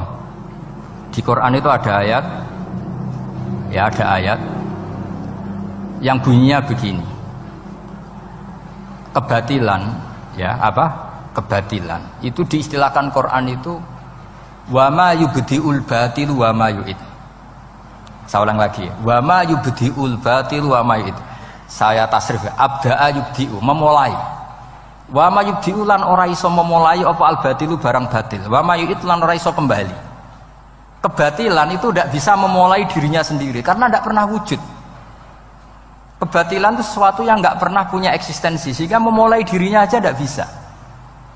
Misalnya begini, peci ini hitam. Pernah nggak dibenarkan orang yang mengatakan ini putih? Nggak pernah kan? Pernah nggak terjadi 2 ditambah 2 itu 100? Nggak pernah kan? Sama. Uluhiyatul asnam. Saya ulang lagi. Uluhiyatul asnam itu adalah amrun sing la yubdi wala wujuda lidzati. Apa status ketuhanannya Fir'aun misalnya, status ketuhanannya Namrud itu pernah terjadi apa enggak? Enggak pernah kan? Nah, makanya Quran istilahkan kebatilan itu memulai dirinya saja enggak bisa. Bagaimana bisa nandingi barang hak? Memulai dirinya aja enggak mungkin. Karena memang enggak pernah ada la wujuda lahu aslam, hakikatnya enggak pernah wujud. Sekarang saya tanya, uluhiyatul asnam, uluhiyatul lat, uluhiyatul uzza, uluhiyatul hubal, uluhiyatul fir'aun, uluhiyatul namrud, semuanya pernah ada enggak? Enggak ada kan? Makanya qul ja'al haqqu wa ma yubdi'ul batilu wa ma yu'id. Barang hak itu nyata dan barang batil itu memulai dirinya saja enggak? Ya enggak mungkin kan? Pernah nggak Fir'aun jadi Tuhan terus dibatalkan Musa? Dari awal ya memang nggak Tuhan. Cuma dia nggak ngerti kalau tidak Tuhan itu saja kan. Tapi dari awal Fir'aun kan nggak pernah Tuhan. Makanya sekali kul ja'al haqqu mesti wazahakol batil. Karena batil ini la wujuda lidzatih. Batil ini tidak pernah wujud. Lah logika gini harus dibaca dengan mantek. Caranya gimana? Kita harus belajar ilmu logika. Ilmu logika itu begini. Kata Fathul Bari, hadhil makhlukot, ini kan langit bumi kadung maujud. Kamu bilang bumi ini ada. Ya di mana-mana barang ada itu penyebabnya ya sesuatu yang ada. Makanya ilmu tauhid ngajari kita, pertama sifatnya Allah kita sebut wujud. Karena hadhil maujudat mesti khalaqul maujud, masa hadhil maujudat. Makanya kata kitab Fathul Bari itu, kenapa Quran itu tidak menang kritik orang ateis? Yang dikritik itu kesalahan Yahudi, kesalahan Nasrani, tidak pernah ngeritik orang ateis. Kata Imam Fathul Bari, idlamu qawamata itu udah imbang, terlalu gak masuk akal, jadi gak dianggap pemain. Lah wong misalnya terus wong kok debat mbek wong ini, bumi ku wujud ora? Ya wujud, sing gawe gak wujud. Bumi ana ta ora ana, sing gawe ora ana. Kan ngajak goblok bareng. Maksudnya ku nak goblok ya dikira-kira lah, maksudnya ku nak lumayan kan misalnya zaman kita mungkin wong Jawa kuno, bumi ku wujud, sing gawe apa? Baik. Kan lumayan pokoknya sing penting ku ana sing gawe sel. Soal kok sing gawe rada keliru kok dibenerno lah, tapi ana sing gawe sel. Iki ora. Barang wujud penyebabnya itu tidak. Berarti adamun yakhluqu maujudan, barang ra ana tapi nyiptakno sing wong darani ra ana iku mesti ra duwe ngefek apa kok darani. Itu aneh kan, sesuatu yang nggak ada menciptakan yang ada. Nah beda dengan agama yang lain, meskipun menyebut Tuhan itu 3 atau menyebut Tuhan itu salah, tapi kan menyebut wujud. Lah iku ana lumayan nih, karek beneri sithik lah. Lah Islam lagi datang wujud sing pencipta itu jenenge Allah Subhanahu wa taala. Akhirnya sing darani liyane kon ikut darani ku Allah taala. Nah artinya gini, ateis itu tidak rival karena terlalu lah, mosok akal sehat dijak goblok bareng. Ya aku mau hadhil maujud khalaqahul adam, ini wujud tapi penciptanya nggak ada. Lah nyiptakno apa ya ora ono. Berarti apa? Al adamu yakhluqu maujudan, barang ra ono menciptakan yang tidak ada. Padahal khasnya nggak ada itu apa? La yu'athir wa la yakhluq. Jenenge barang nggak ada pasti tidak bisa menciptakan. Jadi ben sampean ngerti ya, jadi supaya lah itu yang dimaksud amkhuliku min ghairi syai'in. Jadi saya ulang lagi ya, dalam ilmu kalam Sa itu wa indana syai'u huwal maujudu wa sabitun fil kharijil maujudu. Yang dikatakan sa itu sesuatu yang wujud. Jadi kalau hadil maujudat, alam ini ada, pasti penciptanya sesuatu yang ada. Nah, karena pencipta itu ada dan dia pencipta, mau tidak mau harus bersifat qadim. Masa yang menciptakan wujudnya dulu yang diciptakan, maka harus berstatus apa? Qadim. Ya dados kula suwun wae kula insyaallah tetap ngaos ulumul Quran saking kitab Bukhari. Niki cerita-cerita tiang kafir mendengarkan Quran kemudian faham. Makanya dalam muqaddimah Majmu' yang dikarang sarah-sarah sekarang itu ada 6 doktor dari Al-Azhar ngarang kitab Sarah Majmu'. Karena dulu dikarang Imam Nawawi tapi hanya sampai bab riba. Terus diteruskan oleh 6 doktor dari Al-Azhar. Di antaranya ada penjelasan begini. Islam itu datang dengan hujjah. Wa hadhihi la yukawwinuha as-sayf wa innama tukawwinuha al-hujjatu wal barohin. Islam itu datang dengan argumentasi. Dan itu tidak bisa dipaksakan pakai pedang tapi pakai logika. Ya kayak tadi yang saya contohkan, semua nabi pasti ngendikan qad ja'akum bayyinatum mir rabbikum. Bayyinah itu logika yang ketok welo-welo. Di antaranya tadi yang dibangun Rasulullah ketika ngadepi Jubair bin Mut'im, ngadepi Sayyidina Umar, ngadepi Khalid bin Walid dan banyak, akhirnya aslamu khina sami'ul Quran. Mereka Islam ketika mendengarkan Quran. Karena tadi Quran ini datang dengan argumentasi yang tidak terbantahkan. Makanya di sini disebut di kitab ini, saya bacakan kitab Ijazul Quran karangannya Abu Bakar Al-Baqilani. Halaman 13. Kan di Quran ada ayat begini ya, fa'aradu aktsaruhum ya. Kemudian ketika Quran turun, itu banyak yang berpaling dari Quran dan itu disalahkan Allah. Berpaling dari Quran itu disalahkan Allah. Kata Abu Bakar Al-Baqilani, ini ilmu usul fikih. Walau la annahu hujjatun lam yadurruhum al-i'radu anhu. Walaysa liqa'ilin ayyaku laqad yakunu hujjatan wa yahtaju fi kauni. Penting kan? Sampai orang disalahkan mengabaikan sesuatu, itu kalau sesuatunya penting apa tidak penting? Penting. Orang kafir itu disalahkan karena mengabaikan Quran, padahal Quran itu super penting. Sehingga kalau orang kafir dengan Quran itu pasti iman, asal mau dengar. Nah, ketika mukjizatnya Quran ini muncul dan bisa mengalahkan semua argumentasi orang-orang kafir, pilihannya orang kafir hanya satu. Ojo sampai uang lu krungu Quran, mengko mesti iman. Makanya mereka bilang wa qala alladzina kafaru la tasma'u li hadzal Qur'an walghaw fihi la'allakum taghlibun. Jadi kamane kowe ndek kanca ganteng, pinter sugih. Satu-satunya cara pacaran merasa seneng jejak apel. Kuwi ku mesti kowe kalah. Jadi ayat itu menunjukkan betapa putus asanya orang kafir terhadap kekuatan Quran sampai mereka bilang latas ma'u lihadal Quran, pokoknya sementing jugeman ngrungokno Quran. Jare Walid, ngaku sing pinter-pintere wong kafir krungu Quran mah iman. Cara ora mbok provokasi aku ya iman. Walid itu musuh besar Kanjeng Nabi, jenenge Walid bin Mughirah. Niku diken ngomentari Quran disewa, cara sakniki disewa. Lane lagi. Walid itu disewa mbek wong kafir. Jeke kowe sing ahli balaghah, ahli sastra. Kita tak sewa kon komentari Quran. Niku ora iso.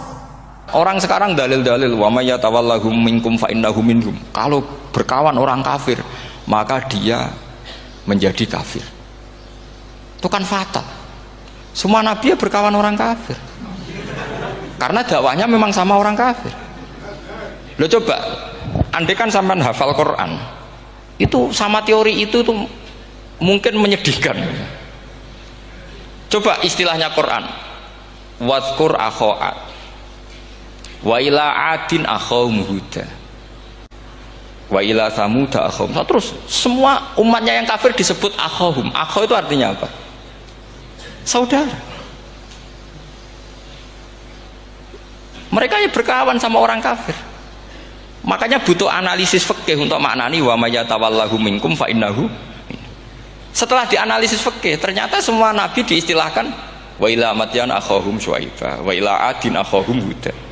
Akhaw itu artinya apa? Saudara. Kalau sama tanya, lalu logikanya gimana? Kata kitab-kitab kan wa in kana dasarin fajanibhu suratan. Kalau ada teman buruk, jauhi. Kalau teman baik temani. Kalau cara usul fikih gampang. Kancanan maling dosa, wong kok kancane maling. Tapi nak dakwai maling. Apik kan? Aku ora ngancani kok dakwai dandani, selesai kan? Ngancani maling elek, nak dakwai maling. Apik.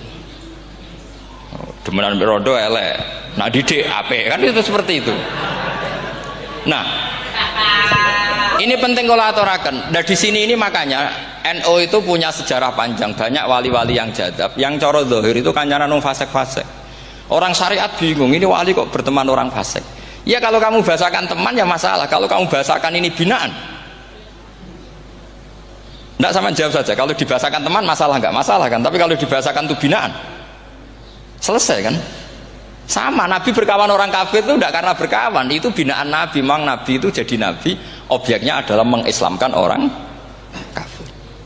Ya berlama-lama Nabi dialek dengan mereka, muasyarah sama mereka.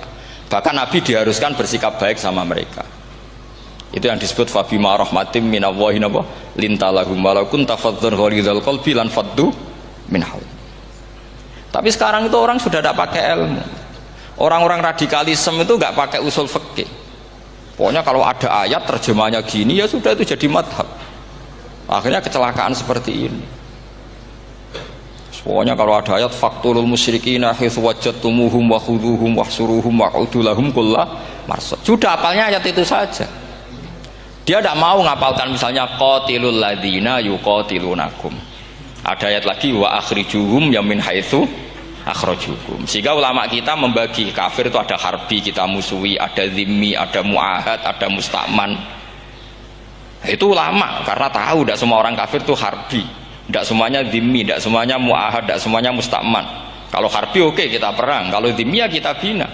Kalau muahad ya sesuai perjanjian kita, kompensasinya apa, MOU-nya kayak apa. Tapi apalnya mereka ayat satu tema. Nah celakanya kita yang ngaji di pondok-pondok yang katanya spesialis ingin alim tafsir, apalnya ya satu ayat juga. Wah itu kan satu ayat versus satu ayat, itu ngeri. Makanya kalau sama tanya saya, ini katanya di acara ini sama tanya gimana caranya jadi ahli tafsir, saya jawab gampang. Caranya itu hafal Quran, hafal hadis, terus hafal ulumul Quran. Ya misalnya Nadoman ya Faidul Khobir lah. Kalau kitab Nasar ya minimal itu setengah lanya itkon lah. Kalau nggak lanya-lanya amat ya agak lanya. Karena kitab tafsir itu gampang, teorinya itu mudah sekali. Misalnya al-ibratu bi umumil lafzi la bi khususis sabab. Itu sama dengan kayak kaidah fikih. Karena kalau kaidah fikih itu saya itu pernah dibisui kiai itu. Ini kisah nyata itu. Dibisui kiai itu pas basul masail. Dulu saya itu masih sering mau basul masail. Tadi mun pensiun mun mboten niku mun. Dulu saya dengan Gus Zofur putrane Mbah Mun itu sering makili Pondok Anwar basul masail fikih. Tapi tidak tahu ceritanya Gus Zofur jadi dokter tafsir, saya juga kok tahu-tahu menekuni tafsir. Lama-lama orang itu lupa status saya yang fakih ya. Makanya saya itu ya kadang eman gitu karena ini status penting juga. Tapi status fikih itu kadang memang menyesatkan. Karena begini, itu dulu pernah ada basul masail itu begini. Ini kisah nyata ini. Ada desainer baju putri untuk putri, anak putri. Kemudian desainer itu menciptakan satu celana pendek atau celana seperempat. Dengan desain ini pasti kalau dipakai itu auratnya itu kelihatan. Bagaimana hukumnya desainer ini? Apa termasuk mimman sarro'a as-sayyi'ata? Karena terjadi kasfil aurat. Apa enggak? Rata-rata kalau kiai yang khusuk-khusuk, yang sepuh-sepuh, desainer itu dosa. Gara-gara tren pakaian ini wong wedok buka aurat. Tapi kiai-kiai alim yang muda-muda, entah saking belingnya, entah saking pinternya, enggak tahu. Bilang begini, Pak Yai, yang didesain apa? Ya celana itu. Lalu celana itu fungsinya nutupi apa buka aurat? Ya nutupi. Lu kan lumayan urun nutupi. Kalau haram ya dicopot, lu kan malah parah itu. Bingung kayaknya. Sampai bilang gini kan, wah semanis. Itu kan makanya ini guyon ilmiah. Repotnya ngadepi orang alim muda, itu kan mbok gedhingi ku ilmiah, mbok senengi fasik.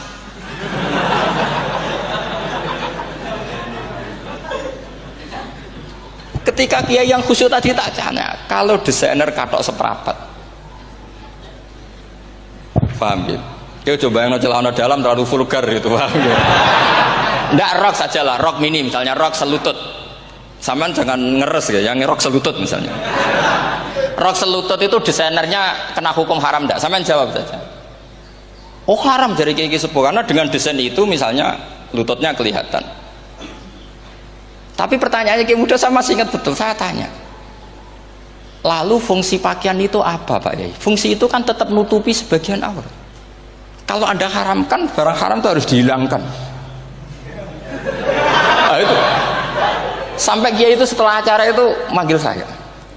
Gus, kalau ngakoni jenengan alim tapi ku podo repoti. Pada repoti ku nak dalam itu kan terus itu ada perumusan di redaksi keputusan yang dijual itu, yang masail fikihnya kan terus diputuskan, dibukukan. Kalau redaksinya halal, Gus, nanti orang pakai rok semua. Dan saya balik bantah, kalau redaksinya haram, orang nggak pakai rok lah. Akhirnya itu apa? Kebijakannya lucu. Buak we Gus, pertanyaan itu buak sak jawabannya. Oh gege. Jadi kita debat tidak jadi. Ini cerita ya, cerita ilmiah. Makanya sama tidak wajib anut saya. Saya ini terlalu ilmiah, jadi tidak baik untuk kehidupan kesalian, kurang baik. Jadi ini. Tapi ini ilmu. Tetap kaidahnya fikih ma la yudraku kullu la yudraku kullu. Jangan kalau tidak bisa nutupi aurat semua, lalu jangan sama sekali. Lunggi kan kaidahnya kan gitu, ma la yudraku kullu la yudraku kullu. Misalnya Anda punya tetangga nggak mau pakai jilbab, nggak mau pakai pakaian muslimah. Kamu tidak boleh bilang, munisan rakambinan, tidak bisa. Ma la yudraku kullu napa malah yudroku kulluh nu la yudroku napa kulluh. Makanya ini kita harus hati-hati. Nah bayangkan sekarang orang meneliti Quran itu yudroku kulluh. Mestinya kalau Anda meneliti radikalisme, ayat yang terkait radikalisme diteliti semua. Ternyata di surat Taubat yang disebut suratus Saif, yang bahkan haram baca bismillah, itu ada ayat wa in ahadum minal musyrikin astajaraka fa'ajirhu hatta yasma'a kalam Allah summa ablighu ma'mana. Muhammad, kalau ada orang kafir mau belajar Quran sama kamu, ya harus kamu pelajari hatta yasma'ah kalam Allah. Setelah mereka mau belajar, ya ablighu ma'mana, summa ablighu ma'mana, kamu harus menjamin keamanan dia. Itu di surat Taubat, termasuk akhir suratin nazalat, gak mungkin terjadi mansuh. Tapi orang-orang ekstremis selalu pakai faqatulul musyrikin haitsu, apalan itu terus. Yang orang liberal yang menaparin la ikraha fiddin. Ya sudah seperti itu. Sing orang-orang ora tegas, ora tau nahi mungkar, ya ma arsalnaka ila rahmatal lil alamin. Ngono terus. Yang kelompok tukang nahi mungkar ya ayatnya amen nahi mungkar. Saya tuh heran, kenapa mereka apalannya kok pedot itu. Kita yang hafal semua bingung jadi. Jadi akhirnya kita yang pinter anut sing goblok. Karena saya tuh pernah debat sama orang salaf, debat gitu. Setelah saya mengutarakan sekian hadis, ada tuh Pak hadis tuh, waduh, harusnya kamu ngaji saya, ada debat tuh yang level. Kalau nggak level tuh nggak boleh katanya. Kamu tuh kan ngeri. Makanya ini penting ya, kalau sampean tanya ingin jadi alim tafsir, ya harus hafal Quran semua. Kalau tidak mungkin yang nunggu orang semua mati baru Anda jadi ahli tafsir. Karena tidak ada musuhnya. Tapi saya pastikan orang kafir pun bisa memahami Quran, yaitu tadi hatta yasma'ah kalam Allah. Sayyidina Umar tuh masuk Islam tuh gara-gara dengar adiknya baca Toha, ma anzalna alikal Qur'ana litashqa illa tadhkiratal liman yakhsha tanzilam mimman khalaqal arda was samawat ma huwa bikalamil basar. Tidak mungkin seperti ini karangan manusia, itu tidak mungkin. Akhirnya dia Islam. Banyak orang Islam karena diperdengarkan Quran, karena memang notnya sudah unik, makna kualitasnya juga sudah unik, semuanya itu unik, indah. Sampai sekarang pun orang kafir itu orang paling tahu Quran. Makanya Allah mensifati orang kafir itu hasadam min indi anfusihim mim ba'di ma tabayyana lahumul haq. Sekarang sama saya tanya, orang sing tabayyana lahumul haq itu orang paham apa orang tidak paham? Mereka orang kafir itu mengingkari Quran padahal mimba dima tabayyana lahumul haqqu, setelah kebenaran nyata bagi mereka. Nyata bagi mereka artinya orang kafir paham apa tidak paham? Paham. Cuma mereka punya penyakit hasadam min indianus. Mereka juga kalau ada ayat tentang ahkam yang memberatkan, mereka bilang i'ti bi Qur'anin ghairi hada au badil. Muhammad harusnya jangan tema itu yang diangkat, buat cari Quran yang lain yang enggak tema itu. Mereka sampai memilih tema itu karena paham apa karena tidak paham? Karena paham. Makanya di makalah saya pastikan ngaji tafsir itu gampang karena orang kafir pun bisa. Kalau kasus Ahok itu bukan paham itu melintir, beda. Paham sama melintir itu beda. Itu diterjemah kemenang tuh jangan mengangkat kawan orang Islam, bukan ngangkat pemimpin. Ya likenya kalau ngangkat teman saja tidak boleh, apalagi ngangkat pemimpin. Fatal mana berteman sama orang salah sama ngangkat. Saman kancanan maling itu apik nak menawa nang andani. Terus ngangkat, "Hei maling ke pimpinanku." Parah mana? Parah mana? Artinya sama saja ketika diterjemah jangan ngangkat teman. Sebetulnya ngangkat pemimpin lebih fatal. Itu kan mafhum awlawiyah, itu kan normal saja. Itu di Quran biasa, misalnya innalladzina yakuluna amwalal yatama dzulman. Orang yang makan hartanya anak yatim secara zalim. Kamu bilang, "Gus, saya tidak makan kok, sepeda motornya tak gasap, tak jual." Yang diharamkan kan makan. Wah, ya sarap kalau gitu. Maknanya begini, memakan harta anak yatim artinya ifsad. Ifsad itu merusak. Nak ngono ikhraq, membakar atau mencuri sama dengan makan, bal asyad, malah kan lebih apa? Lebih apa? Dasar. Jadi yakuluna di situ tuh ba'dul amsilah, sebagian contoh min wujuhil ifsad atau min wujuhil ihlak. Jangan kok karena ayatnya makan, oh yang haram tuh makan, kalau nyuri gak apa-apa. Waya fatal. Itu kan sama dengan santri geblek ketika ada kiai ini, "Cung, kowe mbek bojomu jogeman naboi." Suatu saat istrinya lapor lagi, "Pak Yai sekarang tidak naboi tapi nyadui." Karena naboi itu pakai tangan. Mereka pertama dilaporkan kiainya, "Pak Yai, suami saya itu sering memukulin saya pakai tangan gini. Jong jogeman naboi bojomu." "Nggih Pak Yai, siap." Suatu saat istrinya lapor, "Pak, tetap benjut, kenapa? Kalau nak niki disadui." Mereka pikirannya, sing haram nabok, nak nyaduk halal. Wah, itu kan ngajak goblok bareng. Nah, masalahnya di usul fikih kasusnya seperti itu. Makanya saya ini kadang ya maliki sekali. Kadang saya itu maliki sekali. Kadang ya. Misalnya begini, saya beri contoh. Ini yang kisah nyata ya. Ada seorang Arabi datang ke Rasulullah. Ya, tadi kan teman-teman minta juga ilmu hadis ya. Ini satu paket saja. Itu tadi nanti kalau sampean kasih alim itu sudah ada urusan saya tadi. Nunggu orang mati banyak tadi. Kalau nggak usah nunggu orang mati, sarannya tadi apal tadi. Ya Rasulullah, ahlak tuh. Saya ini orang yang rusak. Wama ahlakaka. Lalu yang bikin rusak kamu apa? Qol waqatu imro'ati fina hari Ramadan. Saya menjima istri saya ketika masih siang. Fina hari Ramadan, siang Ramadan. Walhasil Nabi tidak menyuruh hanya kodok, tapi menyuruh kafaroh. Kafarohnya itu merdekakan budak atau memberi makan 60 orang miskin atau puasa berapa? Puasa 60 hari. Atau urut merdekakan budak atau puasa 60 hari atau memberi makan sitina miskin. Oke, kita sepakat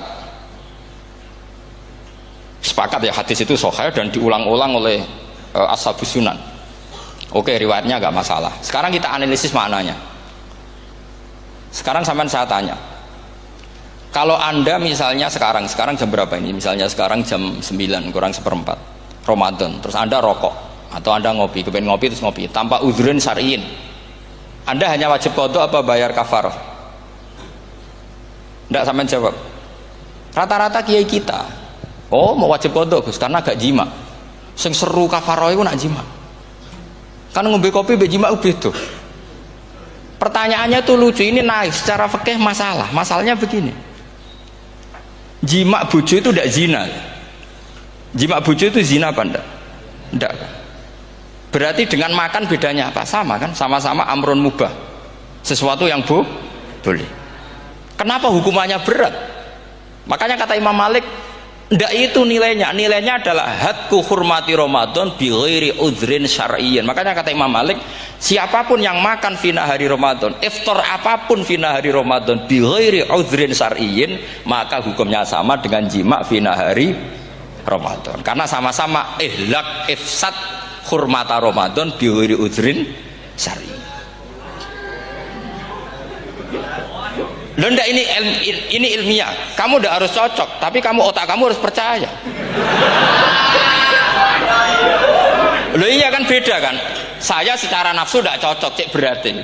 Tapi ilmiah saya setuju. Kalau Kiai Kandani itu kan pasti pakai badul amsilah, kan nggak mungkin semua contoh disebut. Cong penak melaku-melaku jogeman delok wedok iku mari setan. Mboten delok Mbah, nyekel lho malah parah to. Ndak bisa. Makanya ini masalahnya lafat. Ini kembali ke Imam Syafi'i bilisanin arabiyyim mubin. Ketika seorang kiai bilang cung jogeman delok cawe wedok adalah mengungkapkan al-muharramat. Bukan mentaksis yang haram itu hanya melihat. Saya ulang lagi ya, ketika seorang kiai bilang cung jogeman delok wedok sing haram, itu semangatnya adalah melawan keharaman, bukan mentaksis yang haram hanya delok. Itu di Quran normal semua, di semua lugat ya biasa. Itu kan sama seperti misalnya seorang mbah ngasih uang cucunya, cung tak kei duit 100.000, cung gue tuku es. Terus kue mendingan, nak ragu tuku es haram iki kan ngongkone tuku es. Lah kepen putumu mati kan nyeben 100.000 gue tuku es. Ya mulai dulu istilahnya nak mbah ngekeki putu cung 100.000 gue tuku es. Cara wong kuno. Nah, maksudnya itu pokoknya umumnya cak cilik senane es cuma nyebut. Ya sudah seperti itu. Sama seperti Quran menghentikan begini. Ini memang salate yang fikih dulu, yang pokok-pokok. Di antara yang enggak boleh dikawin adalah wa antasma'u bainal ukhtaini illa ma qad salaf. Kamu enggak boleh menikahi Sri dan Zainab, kakak beradik. Sudah sepakat nggih? Fi nikahin wahid enggak boleh al jam'u bainal ukhtain. Jadi mbaknya kamu kawin, adiknya kamu kawin fi nikahin wahid. Tapi nak ngeduni boleh, berarti kan dengan waktu yang berbeda. Quran hanya menyebut itu. Kemudian Rasulullah zaman Sugeng itu hanya nambahi wala binal mar'ati wa ammatiha wala binal mar'ati wa kholatiha, juga agak boleh menikahi ponaan plus buliknya, baik bulik dari bapak yaitu ammah maupun bulik dari ibu disebut apa? Kholah. Kemudian ulama fikih merasa ada yang kurang, ditambahi lagi. Dua perempuan yang andekan yang satu itu lelaki kok haram nikah, berarti haram jam'u fi nikahin wahid. Misalnya cucu rabibahnya boleh enggak? Enggak boleh kan? Berarti kalau sampai mengumpulkan cucu dan mbahnya fi nikahin wahid juga enggak boleh. Tapi orang yang waras itu tidak akan nyalahkan Quran ketika tidak lengkap. Wa antasma'u bainal ukhtain ila ma qad sal, ini tidak lengkap. Yang haram kan tidak hanya jam'u bainal ukhtain, termasuk mengumpulkan cucu dan mbahnya. Karena Quran nggak mau dengan logika tidak waras itu, tidak mau. Taruh saja orang itu rata-rata mbahnya kan umur 70 tahun, cucunya umur 17 tahun. Kebayang nggak kamu nikahi sehingga adik kan boleh bareng, pasti kamu milih bareng. Makanya Quran hanya bakas wa antasma'u final ukhtain, karena yang mungkin masih menggugah selera itu dua. Tapi kalau cucu sama mbahnya itu, kalau ada yang masih selera kan ya sarap itu. Tapi fikih sebagai kaidah tetap menerangkan termasuk yang haram jam'u adalah bainal mar'ati wajad datiha. Paham juga maksudnya? Artinya ketika menyebut itu tidak jaminan merangkum semua hukum, tapi ba'dul amsilah. Fa'innal akila yaktafiya bi isyaratil ba'di, karena orang kalau punya akal diisyaroi sebagian sudah faham.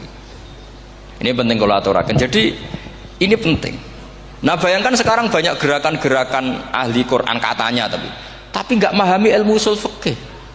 Qur'ane ra ono ya wis. Nang Quran ra ono cerita harame asu, nak ngono asu ya halal. Ora ono Qur'ane. Sing ra ono iku tekem ora Qur'ane, kok aneh-aneh kowe.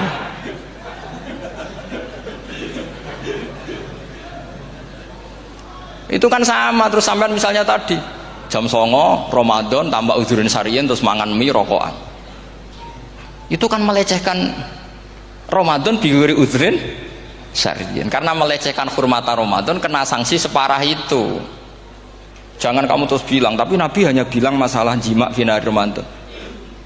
Jima istri itu hukumnya itu tidak zina, hukumnya itu mubah sama dengan makan. Ini cara madzhab Maliki, tapi kita alhamdulillah madzhab Syafi'i. Ya, itu masalahnya. Berhubung itu menguntungkan sami'na wa ta'na. Nah, itu. Tapi saya sendiri dalam konteks ini, saya itu ya sangat-sangat Syafi'iyah, sangat-sangat Syafi'iyah. Dalam banyak hal sangat-sangat Syafi'iyah. Tapi dalam banyak hal kadang-kadang saya ya Maliki.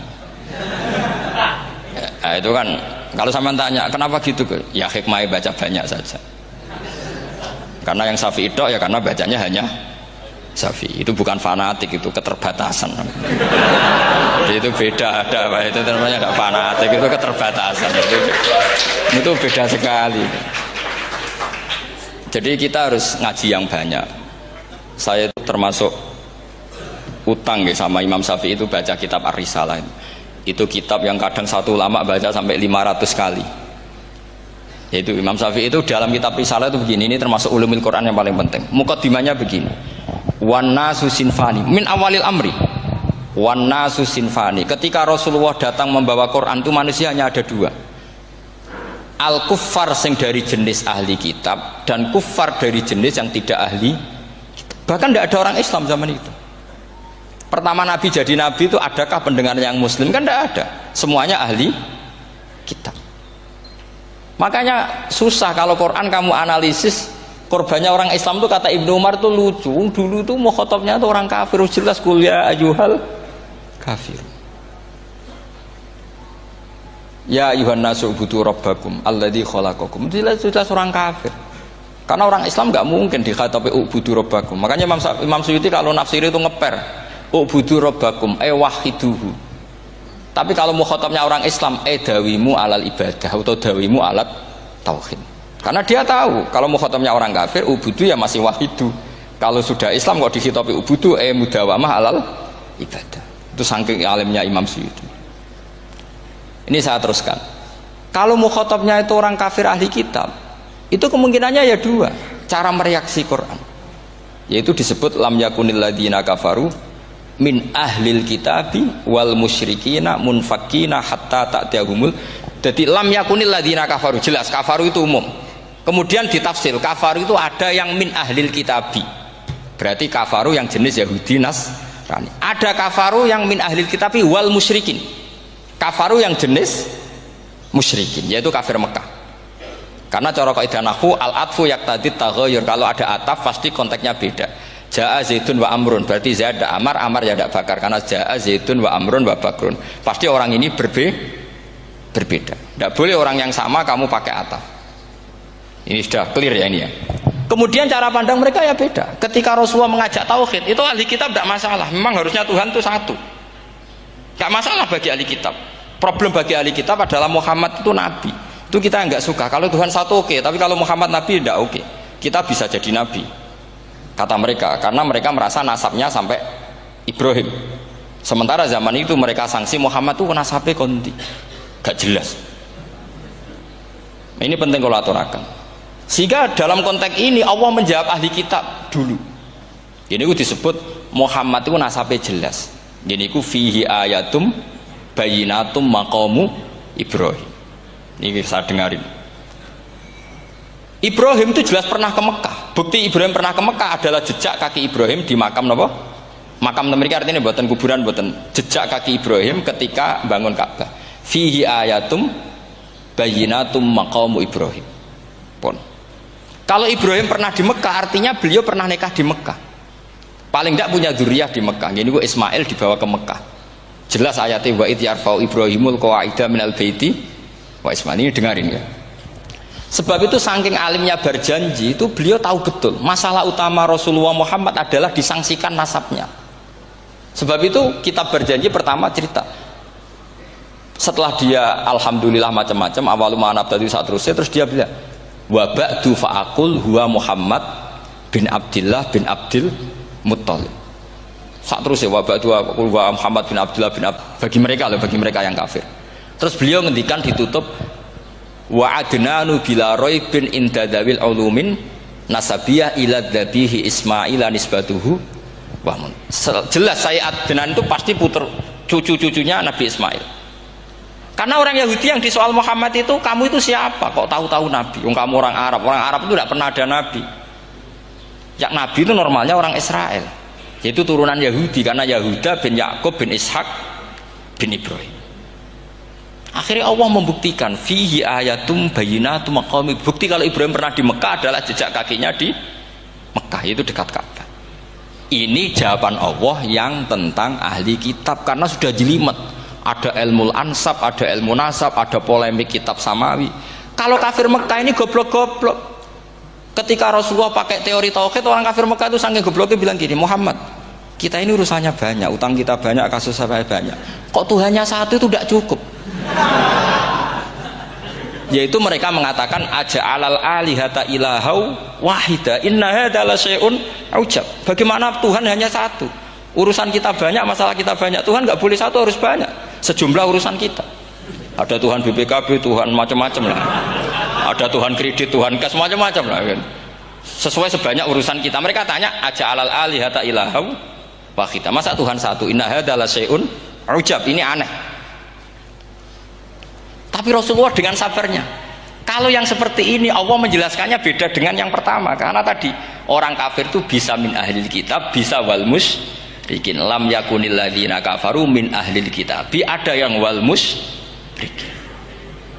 Semuanya ini tidak pernah munfakina hatta ta'tiyahumul bayyinah. Mereka tidak pernah tercerabut dari pikiran mereka, dari mainstream mereka, sampai ada bayyinah. Bayyinah itu kejelasan kebenaran atau benar yang begitu jelas. Itu siapa? Rasulun minallah yatslu suhufam mutahhar. Akhirnya Nabi sabar. Saking sabarnya Nabi itu ngomong gini, ya di khalayak umum, mukhatamnya ya kafir semua. Hei saudara-saudara kami suku Quraisy, kita ini sebangsa. Nabi tanya, Muhammad, ajaran kami itu benar karena kami itu orang yang kita percaya. Tapi kali ini Anda aneh karena ngajak satu Tuhan. Itu tidak mungkin. Urusan kita banyak, satu Tuhan enggak mungkin. Tuhan harus banyak. Kita punya 3 aja kurang banyak kan, banyak punya Lata, Uzza, Hubal. Ya. Rasulullah dengan sabarnya ngendikan gini, hei kaumku, kalau kamu jadi pembantu, jadi buruh, senang mana punya majikan banyak sama majikan satu. Kalau majikannya banyak, itu perintahnya beda-beda, seleranya semua harus kamu lakoni, semua harus kamu taklui karena kamu harus nurut. Wah ya repot mat kalau di majikan banyak, ngerepoti mesti. Rasulullah tinggal nimpali, Tuhan kamu itu majikan kamu. Kalau Tuhannya banyak, perintahnya ya banyak, seleranya beda-beda. Kamu bingung nggak? Wah ya bingung mat, ya udahlah mat satu aja. Akhirnya mereka masuk Islam. Nah itu disebut Nabi itu fatona, punya kecerdasan artikulatif. Kalau menjelaskan itu masuk akal. Nah itu disebut dorobawahu matalar rojulan fihi syuraka'u mutasyakisuna wa rojulan salamal lirojul hal yastiawiyani masalah alhamdulillah. Nah ini penting. Allah membuat satu perumpamaan bagaimana ada satu pembantu yang punya majikan banyak, yang berbeda-beda seleranya, berbeda-beda perintahnya. Dengan kalau hanya satu majikan, apakah sama? Mereka jawab tidak sama, enak punya satu majikan. Begitulah Tuhan kamu harusnya satu. Assalamualaikum warahmatullahi wabarakatuh.